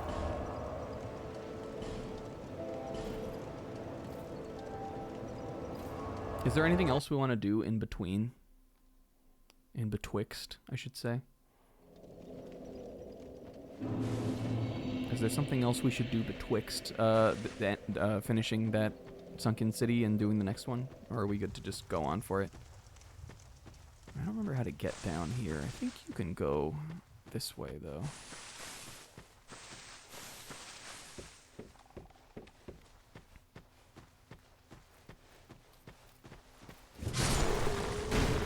Loser, I'm Gerivers, broke the cycle. And there is a... Maybe he's not down here. I thought there was a hippo down here. Maybe he's just hiding. Or maybe I only needed to kill him once. Anyway, I don't know if you guys remember this, but I said we would come back and we would do this for one of the DLC areas. Hop right in. The vigor with which he hops in is so funny. And yet we are... Get ready, you guys, because we are going to play the next... We are going to play the next DLC of the game as Femme Gerivers. Georgina. Ew, look at the little gaunt patch she has right on her chin. I swear normal Gerivers does not have that. Oh, she's wretched. We're playing as Femme Gerivers for this one. If this was something you could just do in a menu, I don't think I would care about it. But the fact that, like, it's just hidden away in, like, a coffin on the beach in the tutorial area is so powerful that I just feel like we have to. I feel like we have to respect it. We could also dress him in a different gear. We could wear that skirt if we really wanted to. Do we want to get pretty with it? I'm gonna see my friends too. Yes, you! Give us Silky! Cute. How do I do this again? Where's my silky smooth? This? No. This. Big, smooth, and silky stone. Oh, this isn't how you do it. I didn't even know you could do that. Oh, yes, it is. So nice, so smooth, silky smooth.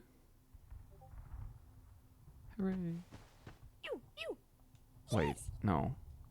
Do you drop it? I never remember how you do this. Oh, wait, that's what they give you. I just thought that would be funny to do. I don't know if they ever give you, like, anything more useful, but it's cute. Whoops. Yeah, I'll hold that, I guess.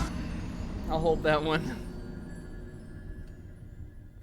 I need to see an hour song about the smooth silkies. So smooth, so silky, so smooth, cuta.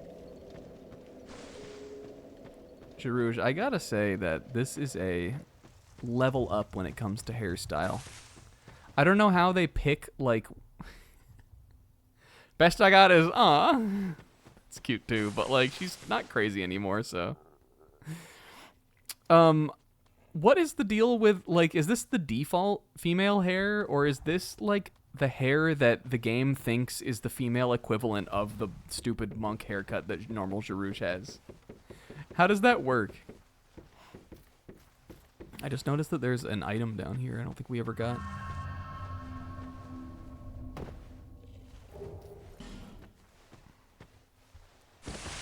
It was a soul of a nameless soldier. That would have been useful, like, I don't know, 50 hours ago. You guys, because the playlist is updated, at least it was until tonight, I had to know. I went and I did a little YouTube playlist length calculator check on the DS2 playthrough. And even though I'm gonna keep that one close to the chest, I'm not revealing it where we're at already. It's pretty long. it's getting up there.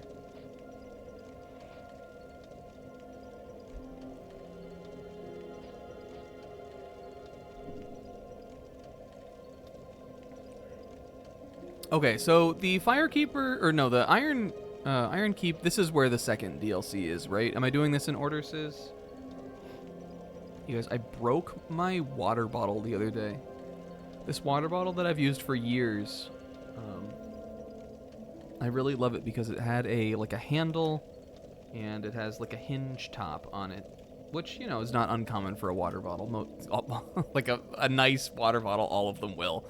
But the hinge top thing finally broke, and I can still put it on because it screws on, but the little hinge to like keep the top in place is gone. And it makes me so sad.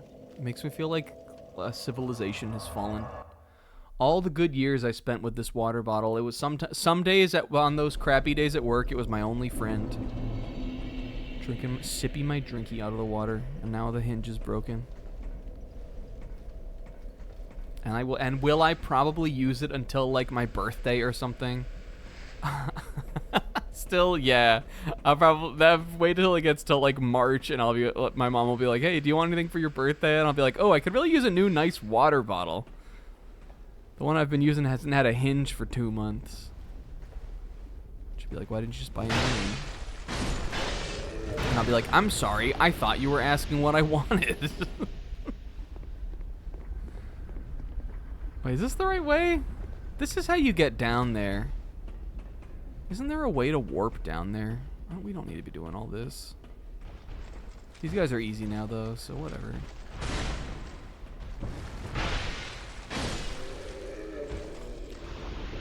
You guys, Jujutsu Kaisen Season 3 started? We were talking about this on Dark Souls last week because I, like, in the heat of the moment for some reason, decided to go on my anime list and read off all of the winter anime season shows that are coming out, and I decided all of them were whack except for Jujutsu Kaisen, which is also whack. I remembered how whack it is upon watching the 2 debut episodes. But they were good. I think that the big fight they showed off felt like a little Sakuga slop. Now, I think personally, as like anime watchers, we need to be careful with Sakuga slop a little bit. That's my personal take on it. I think a lot of Sakuga, even Sakuga that moves like fast, I think a lot of it is very cool and impressive and looks great, even if you have to rewatch it. Sometimes I'll see a Sakuga like cut like segment that is so cool, I personally want to go back and rewatch it to see if there's something new in there that I didn't catch. And I think that's a positive thing. I don't think we should be shitting on that just because One Piece looks weird sometimes. But I do think the first episode, or I guess it was in episode 2, I do think the second episode of the season, which has like, you know, kind of has like its first big fight, I did think that looked like a little weird sometimes. JJK does this thing where I don't know if it's the style of some animator who is like very prominent right now, because I know other shows do it, but the way they choreograph the like hand-to-hand combat in JJK, I think looks great sometimes, but other times it looks like they're just like boxing them out, kind of like. If you've seen the anime, I feel like you know. There are some cuts where it looks like they're just straight up fucking boxing them out. Like, it looks like they're mashing buttons on, like, a fight stick, sometimes. And I think sometimes it looks cool, but sometimes it looks really goofy. And there's a really goofy-looking one in this fight that they showed. So, I thought that was okay. But otherwise, I went back and I skimmed through the chapters that it adapted. Because 2 episodes came out at once. And, I don't know, I'm not afraid to say it. I love the JJK anime adaptation. I think for me, specifically, the biggest pet peeve I have with manga to anime adaptations is direction. It's the lighting, like, it's the fact, like, the ones that, like, you know, you want them to adapt it straight, but you want it to be like you want to be able to tell that it's someone's own take on the material. And I think too many of them just feel like they just play it so straightforward. I think JJK does a really good job setting the scene, like for the kind of story it's telling. I think it does a great job, like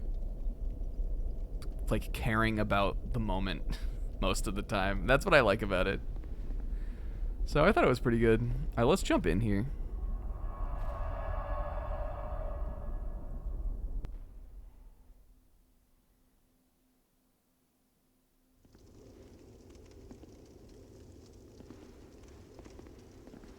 I think this one will be cool because didn't we fight this guy?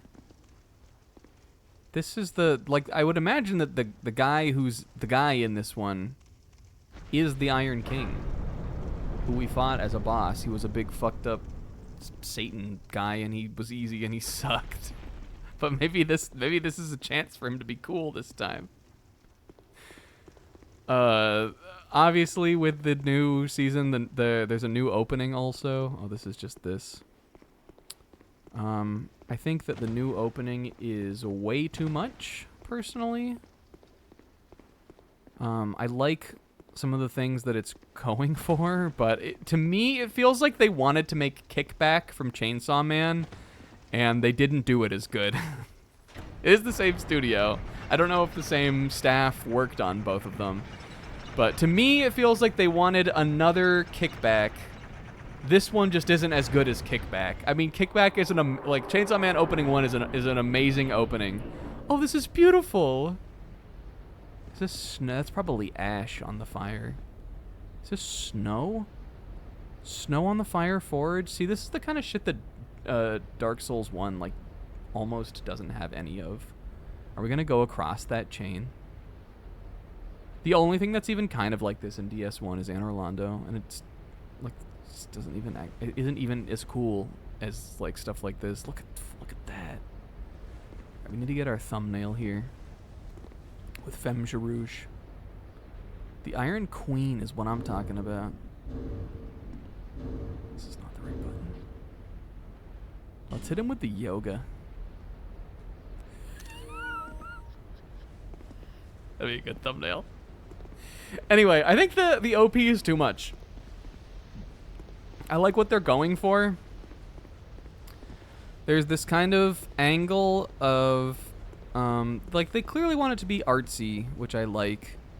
There's this angle of taking, like, classic paintings, like classical art, and putting the Jujutsu Kaisen characters into it, which I like on paper, I think is awesome.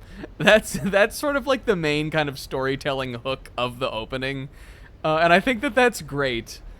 But what I think the problem, like, I'm sure it was heavily boarded, and I'm sure that they really like put a lot of work into figuring out like all the shots they wanted to do and all of that stuff. But from the untrained eye, for me personally, what it seems like they did is they had some team come up with a bunch of ideas for like art pieces that they wanted to put the characters into, and then they used all of them instead of just using like lingering on a few. It seems like they came up with a bunch of ideas and then they decided to use all of it and cram it all into the OP. To the point where it's just like shot, and you can't tell what's happening. It's like a flip book. Whereas in Kickback, it's doing like the movie reference thing, obviously. But those scenes all move. There are ones that linger. Like they feel like they're telling the opening through that. But in this, it just feels like they made a bunch of this cool art and they just are throwing all of it at you. Like, specifically, there's one that's, The Kiss, I think is what it's called. Gustav Klimt is the artist. He's one of my favorite artists. I've seen his work, I've seen his originals in Austria, humble brag. Gustav Klimt. Has he did all those paintings with gold. If you only know anime, if you've ever watched Elfen Lied, that the opening of that it's all that. There's one of those, there's one where it's like his most famous painting is like this, The Kiss or The Embrace, maybe it's called. I don't remember. But if you've seen it, you know it. And I like popped off at that because I could tell what it was. It's a shot of it kind of like panning up to the top, like revealing like the two characters that are kissing at the top, which is pretty funny. Like, I think that's the best of those art pieces in that opening. But the problem is, it cuts right when it gets to the top, and unless you pause, you can't even tell who it is. Like, if you go back and watch that part, it's cut to the point where when it hits the top of the scroll, that's when it ends. Instead of, like, that's where it hangs and, like, does, like, an impact. You can't even tell who it is unless you pause. So I think it's weird. I don't think it's cut well. All I've seen on social media and stuff is glazing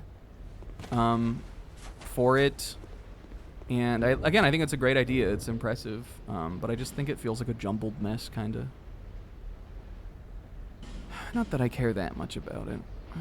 You know, it's not like, I'm not like so... I don't love Jujutsu Kaisen or anything.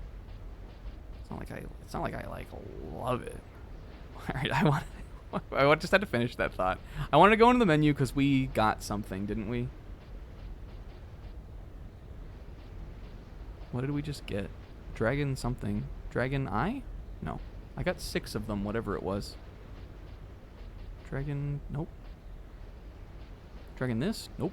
Smelter Wedge? This.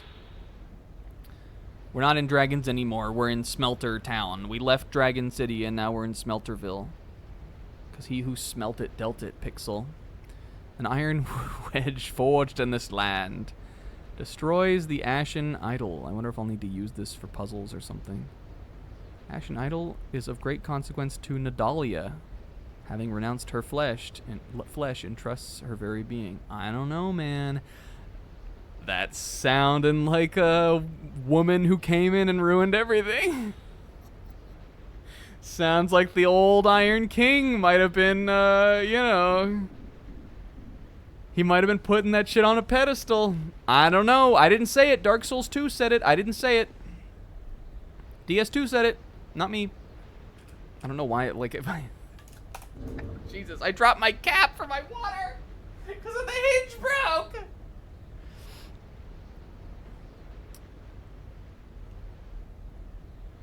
Yeah, I mean, the art thing is cool. I'm just looking back at the chat now and what Idiotness said. Yeah, I mean, like, if... The thing about, I guess, like, the thing about that painting is it is all about the, like, the figures in it and, like, all the gold and shit on there. I knew instantly what it was, but that's because, like, again, I don't know. I love it. It's one of my favorites. There's the Scream one in there too. I feel like most people would recognize that also. And there were a couple other that I had not seen before. In reference to how JJK is timeless like classical art, I agree. And Chainsaw Man is reference slop. The educated sorcerer. The Chainsaw Man anime was good too. I hope it comes back someday. OP6 is gonna be all about my goat. Yes. I think it's interesting that when it comes to JJK Season 3, GOAT should be in this season. GOAT should be in this. But he has not been shown at all, and his voice actor has not been announced either. Which I know I saw some people speculating on, like, oh, I should do a screenshot on this. This is even cooler. I saw some people speculating, like, what if it's somebody, what if they're saving it for a reason, like it's somebody big. But I do think that's curious, because he really is not in it. He was in the promo art, or like the not PV, but whatever you call it, the key art for the, like, the season, like the, you know, like the mural or banner, like the key art with all the characters on it. He's really tiny, but he's in the back there. Broom Tower. Oh, Broomhilda. If you look at the bottom in isolation, it looked like a shot of confetti. Well, yeah, but, like, I mean, I'm not saying, like, I instantly knew what it was, but when I saw it scroll up, like, I clocked it. Anyway, I do think parts of the opening are good. I really like the part where Kenjaku is, like, looking through the... I guess those are, like, the colonies or whatever, the, like, the cylinder thing. There's this cool part where he's, like, over the city, and he like, has his hand around the cylinder, like he's giant, and then he, like, looks into it, and then it shows the shot of his eye. I think that's the cool part. And yes, he makes the opening, I think, in general also, because the shot of him laughing at the end, he's such a little cutie pie. He's a little cutie patootie in that finish.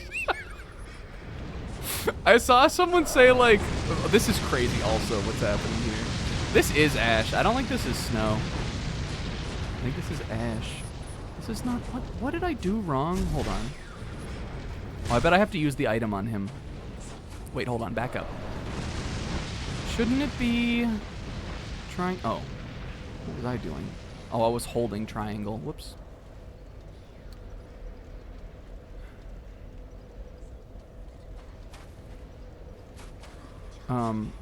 I saw people saying, like, oh, I think Mappa understands Kenjaku. An extremely complex character with a very well-developed, well-thought-out plan who is also a silly goose. And I hope that's true. All right, let me put this on my bar. But anyway, I don't know, JJK, that's all I have to say about it. It's nice to, like, it's cool to be caught up on, like, a shonen thing that, even if you have problems with it, which I sure do, it's cool to be caught up on, like, a shonen thing where, like, you like the anime of it and are excited to, like, watch how, like, the anime, like, will adapt the content. I wonder if I can I use this, maybe? No, it doesn't look like it. Or maybe I can't do anything with him yet. Maybe he's just a hazard. He's whispering some sort of sweet nothing, I think. Look at this again. Destroys the Ashen Idol. Stand in front. Okay. I'll take that hint because we had the right idea. Oh.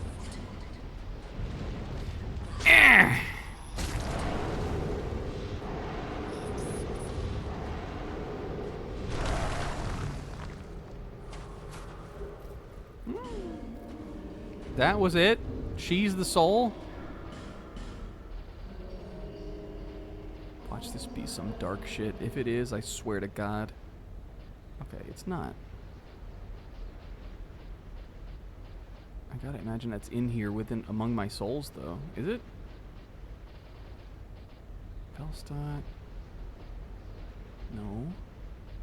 Maybe it's a different item. There it is. Okay, for some reason it's at the bottom. Soul of Nadalia, Bride of Ash. Renounced her flesh and wandered Broom Tower. When Nadalia came to this land, the king she sought was no longer there. Okay. Dispirited, she forsook her own soul and clung to the heirlooms of the old king. So she is one of the, like, the Dark Abyss spawn or whatever. She's like her similarly named sisters, I guess. Nashandra, Elana, Nadalia. These are all such pixel names, is the thing about them. They all have just truly such divine pixel names. I think he would say all of them eat. But I guess her story is different because it seems like the king was already gone by the time she even got here. And she was just pissed off, maybe, so she was like, well, fuck it. I'm taking over anyway. But I do think those rings that we've been picking up, those guys must have come from Vendrick.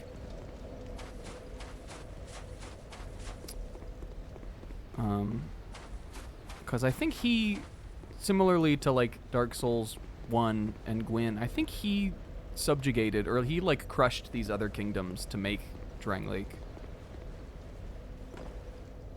Or at least that's how the story has seemed to me. That's how I've been believing it.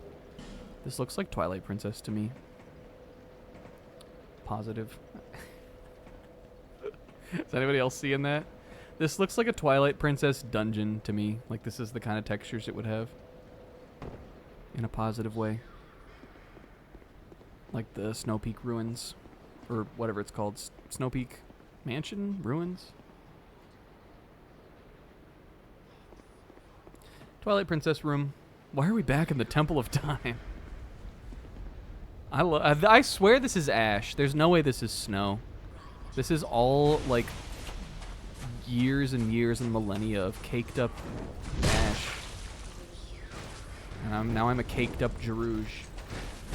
And I'm here to put a stop to it. I just tried to press my button to swing my double axes. This guy has dual axes. He's trying to show me what I gave up. I'll tell you what I gave up. Whoa. Ew, Gerouge. That's what you sound like? That's what Femme Gerouge sounds like? Quick snack of sizz before we leave the topic. Whoops. Has Goat ever been compared to Kazuichi also? I think he's too good. saying he's too good. Ew, Femme Rouge, yuck. Oh, she's beautiful!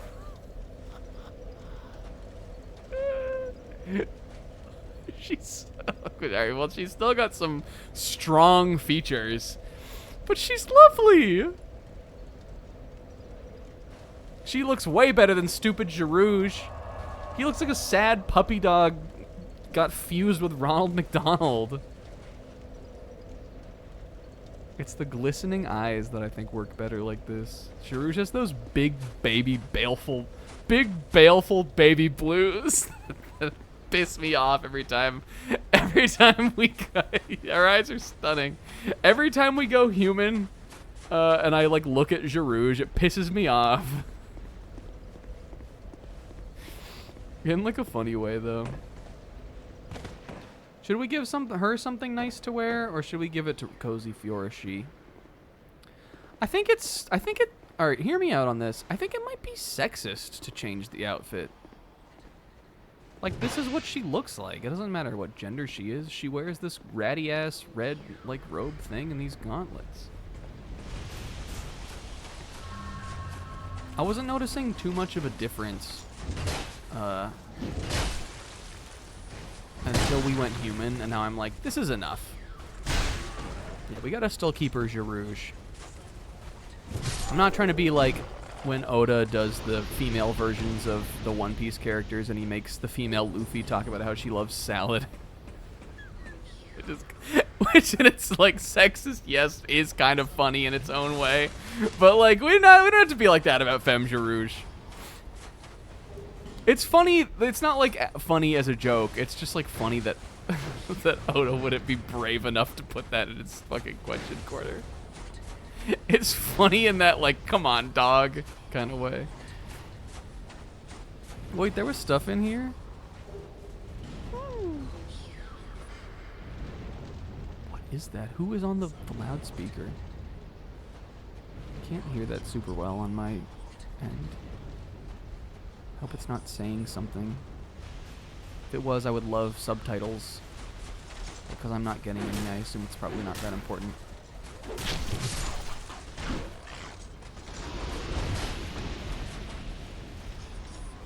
Femme Gerouge. I mean, I think normal Gerouge also likes salad. If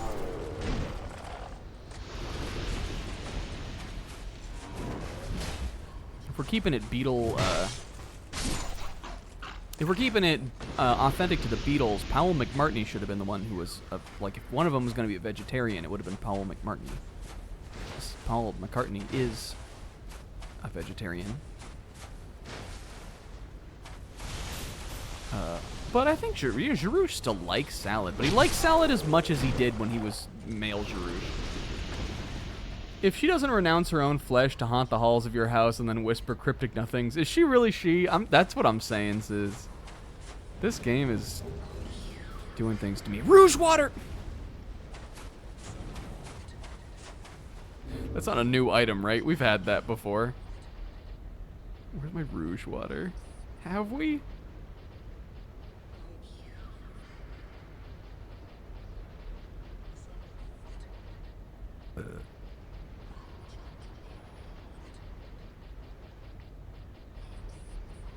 Yes. I just popped off over it just because. We must not have got one in a long time.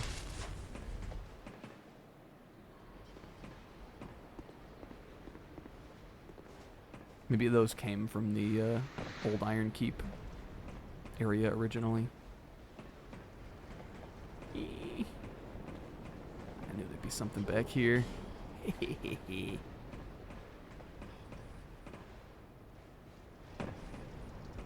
What happened to double axes? We put those away. Scythe +7. You know I gotta. We put them away. Their time is done. It's the great sword now. This was the weapon we played the main. Well, oh, you know what? We gotta change back also. Hold on. This is the face cam for only when it's double axes. This is the normal face cam. Maybe I'll turn him into. Maybe I'll like yassify him. For next, would that be too much? Maybe I'll. Do you guys want to see yassified George for next week? could do something.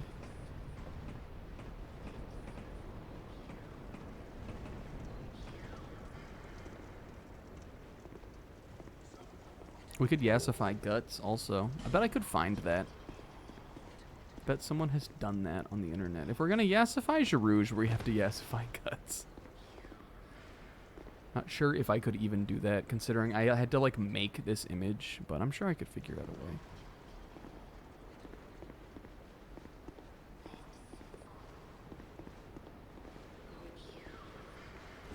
Another thing about Bloodborne, you guys, is that Bloodborne does not have mimics. Which is crazy, I know. It has some traps. You know, it's got plenty of bullshit still. But it does not have, like, mimics like that in chests. Meaning that you do not have to... You do not have to heed the Super's words.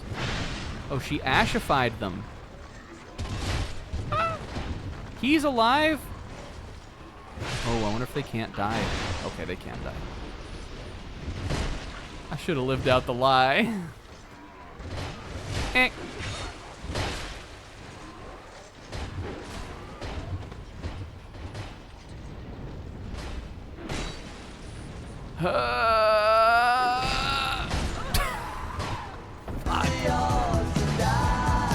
You never know. Well, I guess you never know.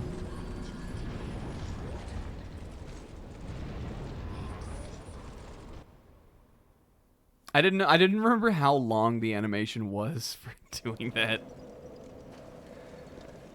So I got to get back in the swing of checking for mimics again in this game. Some would say there weren't mimics in Paper Mario. I'm not even going to respond to that one. Sizz answered his own. Sizz just made his own point with that.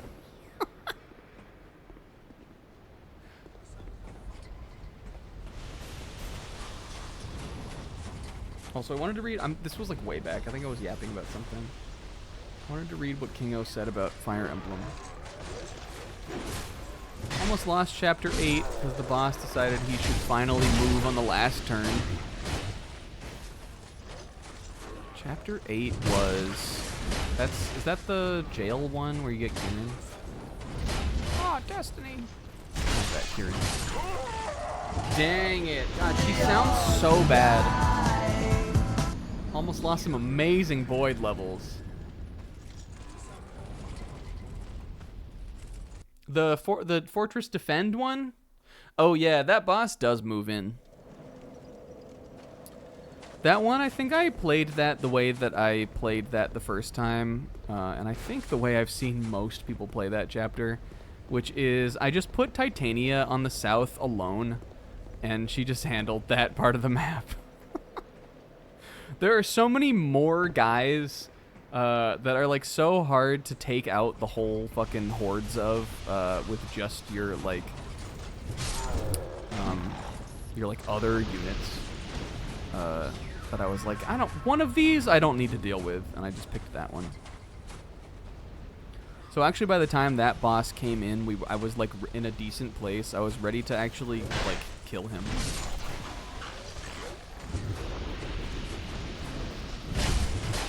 Ouch.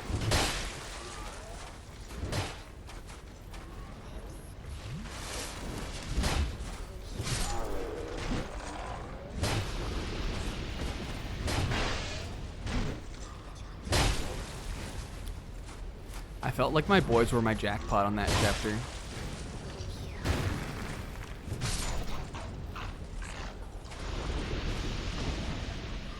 I had like Boyd and Soren on the right.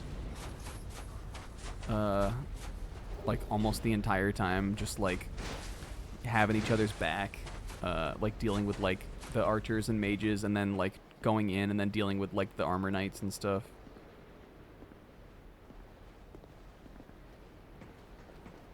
I do think that may have been the last chapter that I deliberately like leveled Soren also, though, because Soren, he was worse than Urk Gaming the Soren, who I have already abandoned in Chapter 12 of Path of Radiance. I abandoned him by Chapter 10.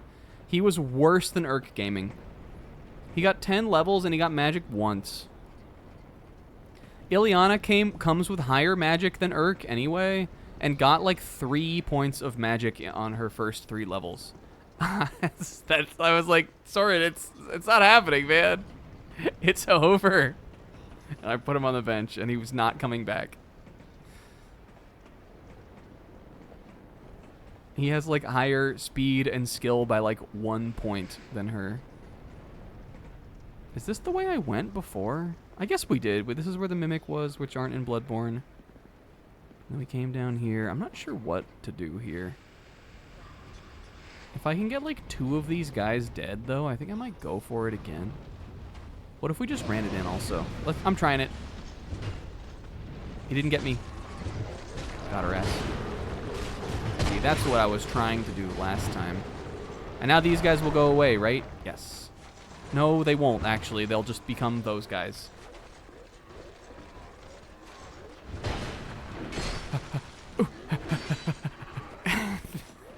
Go be up here to heal. I might plunge. This is a pretty long fall, actually. I have so much Gerouge health, though. I'm trying it.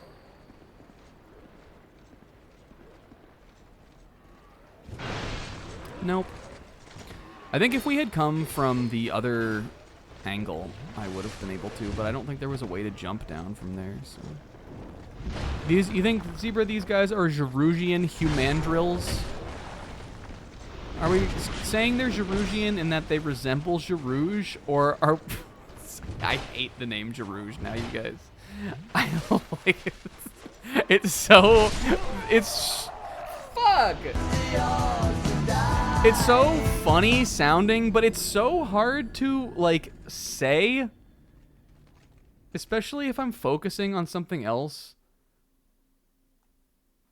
Like, saying Gerouge... Like, it's just like...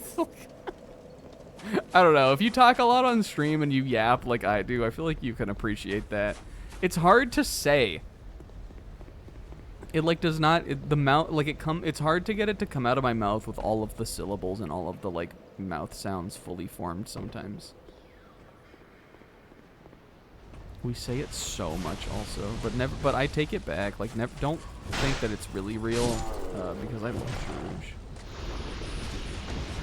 I could not have picked a character. I would rather do like the longest fucking Souls playthrough and one of the longest playthroughs we've ever done. I couldn't pick a character I'd want to do a playthrough like that with more than him.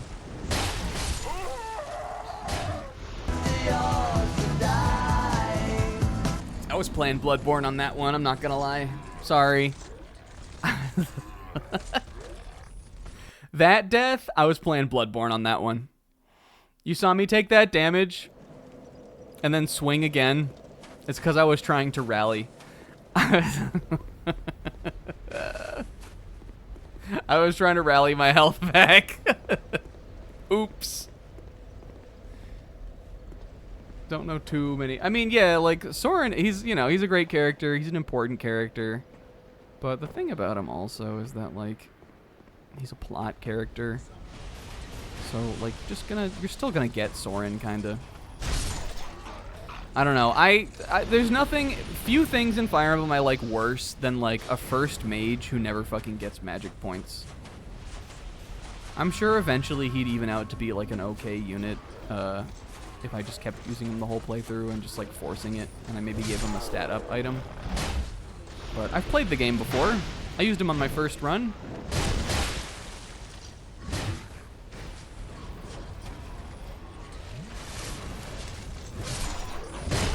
You don't gotta use them every time.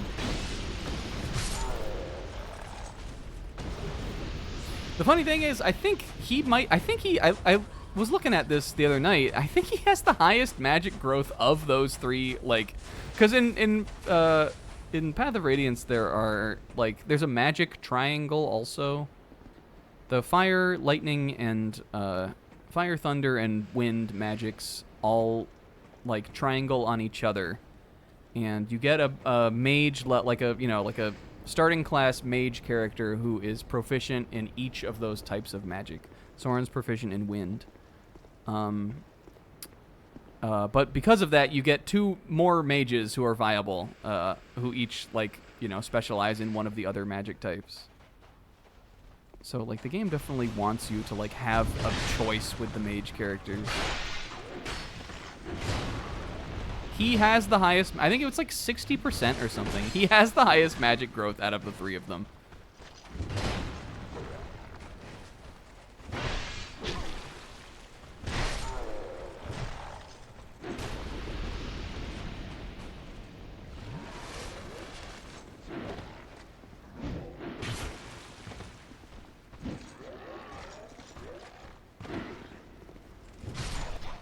I decided I'm going to use Makalov, who is the sword cavalier. Similarly, in that game, the cavaliers can all have different... They also all have different, like, weapon proficiency or weapon types. Which you don't reclass or anything in that game, so they just, like, come how they come, and then they can all class into paladins. And when you turn into paladin, you pick up 1 more weapon. I think at rank E. Maybe it's rank D. I think it's E, though. And Makalov is like the last one you get. He's the sword one. And he's just like a super weird fucking character. But I'm using him. I'm excited for it too. He's a snack guy.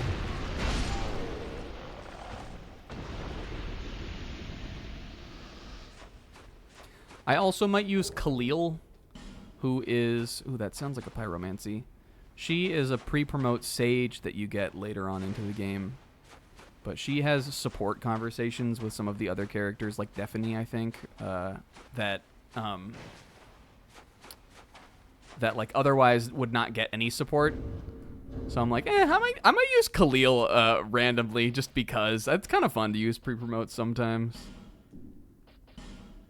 I also decided to use Titania.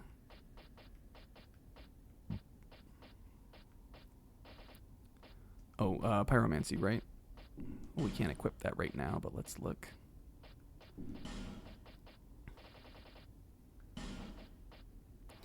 But that's been fun for me to play. And the lanes are open, baby. Dance of Fire. This could be wonderful for Femme Rouge. The Magus Aegil. Loyal follower of the Old Iron King. Cast flame in a sweeping motion across a targeted area. Well, that doesn't sound as cool as Dance of Fire sounds. It seems to dance and make its victims dance with it.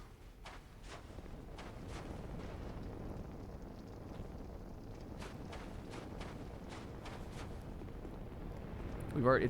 What's the date? The 9th? 10th. Well, now it's the 10th. It was the night of the 9th. The 9th of January, I've already beaten 2 games, guys. Isn't that crazy? Are they both games I started in 2025? Yeah. But, like, isn't that crazy? We finished Jet Set Radio last Sunday. And I beat Pokemon ZA. And now I just get to sit back and watch Zebra's Thread. I did take a bunch of my... I took a bunch of... video and screenshots and stuff in case I feel inspired to make like my ending for Destiny, the character I played as in that. Because again, I thought up like a banger ending to like the plot kind of.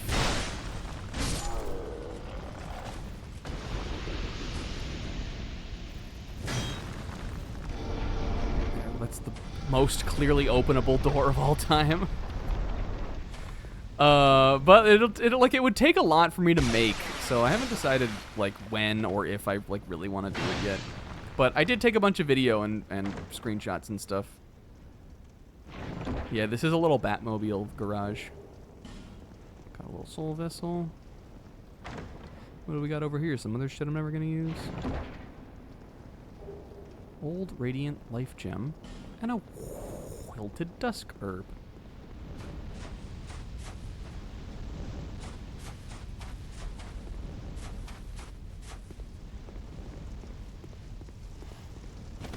In other news, they put out Nintendo put out their first new Joy-Con colors, which look almost exactly like the other Joy-Cons. Oh, who are these little guys? Who are these? Looka! Looka! Where are they hover? Holy fuck! That was delightful. Oh, these are explosive gunpowder barrels then. That was a teaching moment, Will. Game design.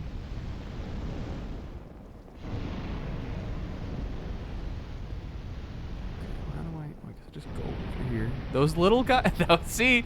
How could you not like Dark Souls 2? The whimsy, like... Dude, do the other games have whimsy too? Yeah, but like, how could you not like the whimsy? What the fuck is that? This is raw. It's like a knight. Oh, he's not dead.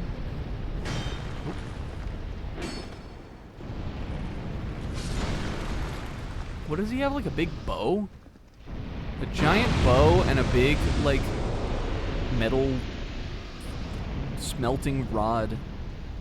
And he was a dark ghost. And he was a specter.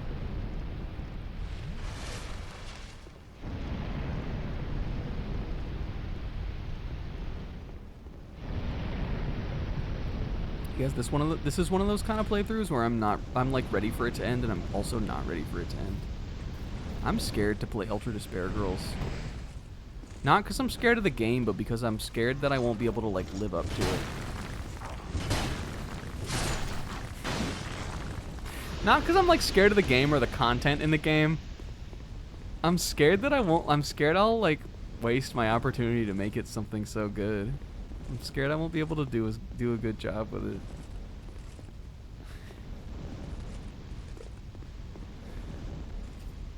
I think it'll be good. I'm prepared to like it.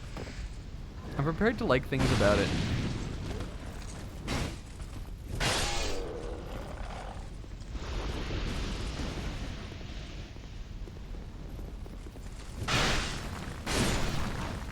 I didn't hit this chest, did I? What time is it? Well, it's almost time for me to go. There was no Danton on this week, you guys, so I don't have anything to talk about, but I did remember it, just pointing it out. Oh, I wanted to look at that scythe. Just pointing it out, I did remember to talk about it. I think it'll be back tomorrow. I bet this isn't even going to be a cool scythe. Watch it be lame. It is. Eh. What is the other thing I just got? Castus. Oh, that's with this knuckle thing, right? Has anyone ever beat one of these games with like a close quarters combat weapon? What do you mean bonfire and fog wall? Is it even feasible? I'm sure in one of these games it would be feasible to do a punch run. That doesn't open. I guess I'll just check what's over here. See what's in this chest. Ow. Alright, in that room I have not actually been in. Okay, it just looks like the other room. Well, I guess we'll probably end it here then. Unless you think we should take one stab at whatever's behind this wall. But I kind of think, even if it's not a boss, I kind of want to leave it for next time. I think I am going to. Choj update. All right, hey, for you, sis. So I'm like single-digit chapters away from being caught up on Chojin X. Sis, who again, we made a pact. The pact was Sis would read Jujutsu Kaisen if I read Chojin X. I accepted for the culture. I accepted because I wanted Sis to read that. I thought it would be funny and I could take the bullet for the boys. Never mind the fact that Chojin X is good and I enjoyed it. And it's not over yet, so I will still be enjoying it once I'm caught up to current. But I am sleepy and I'm almost done with it. I have a couple chapters left to catch up. Sis is on like chapter like 13 of JJK.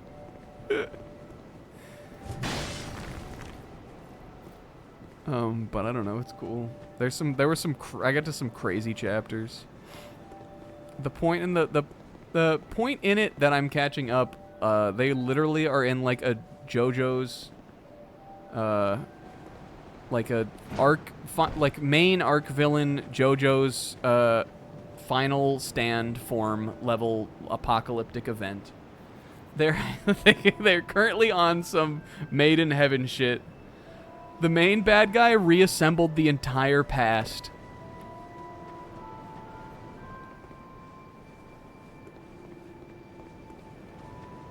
He literally sewed the world. He literally took the world and he turned it all into chunks, and then he sewed reality back together how he wanted it to be. And it was pretty cool. I fucked with it. I was vibing with it. All right. But that's all. That's the update on that. Those are all the updates. Nothing's new ever. I forgot the other thing I wanted to talk about. If I remember it before next week. Or like Sunday. I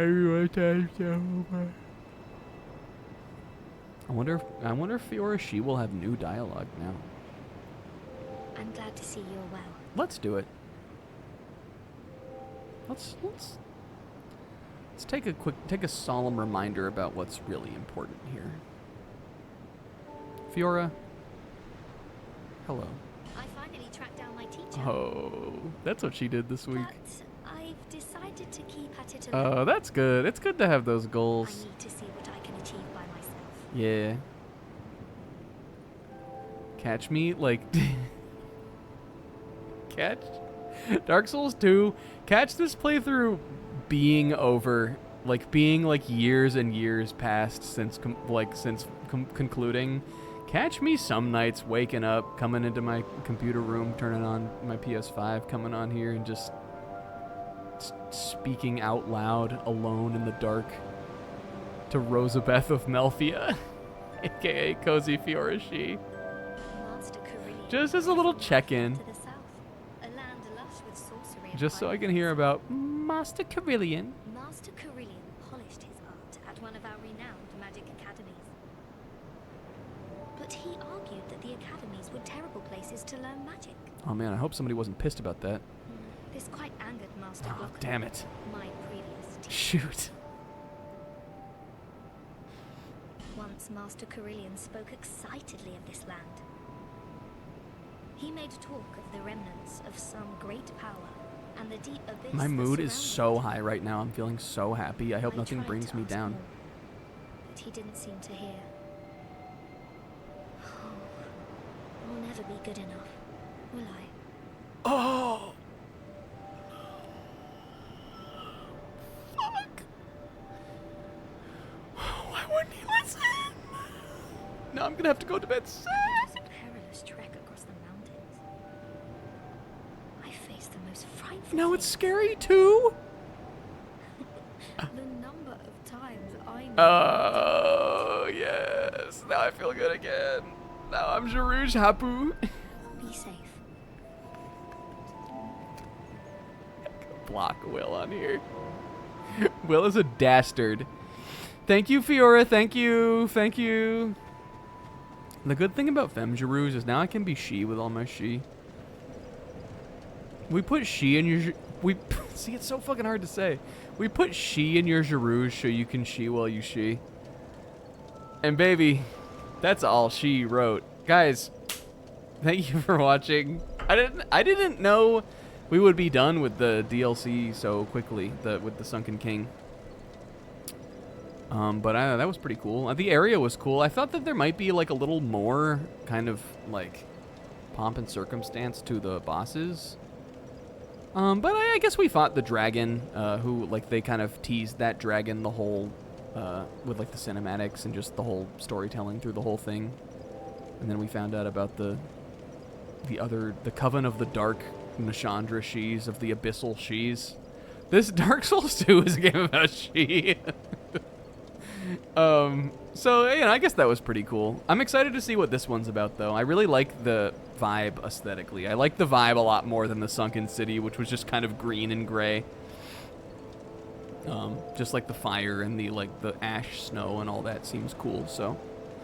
I'm excited for the rest. I'll see you next week, guys, for it. Thank you for watching. Isaac, thank you for the resub. Guys, everybody congratulate Isaac on putting out music. Hell yeah. Isaac made some music. And also Zebra, thanks for the raid. Also everybody else, thanks for coming out and watching. I hope you have a great night. I hope you have a great weekend. I'll see you on Sunday for Jet Force Gemini. Next week for more of this. And Jarouge, we'll see you too. Say bye, Jarouge.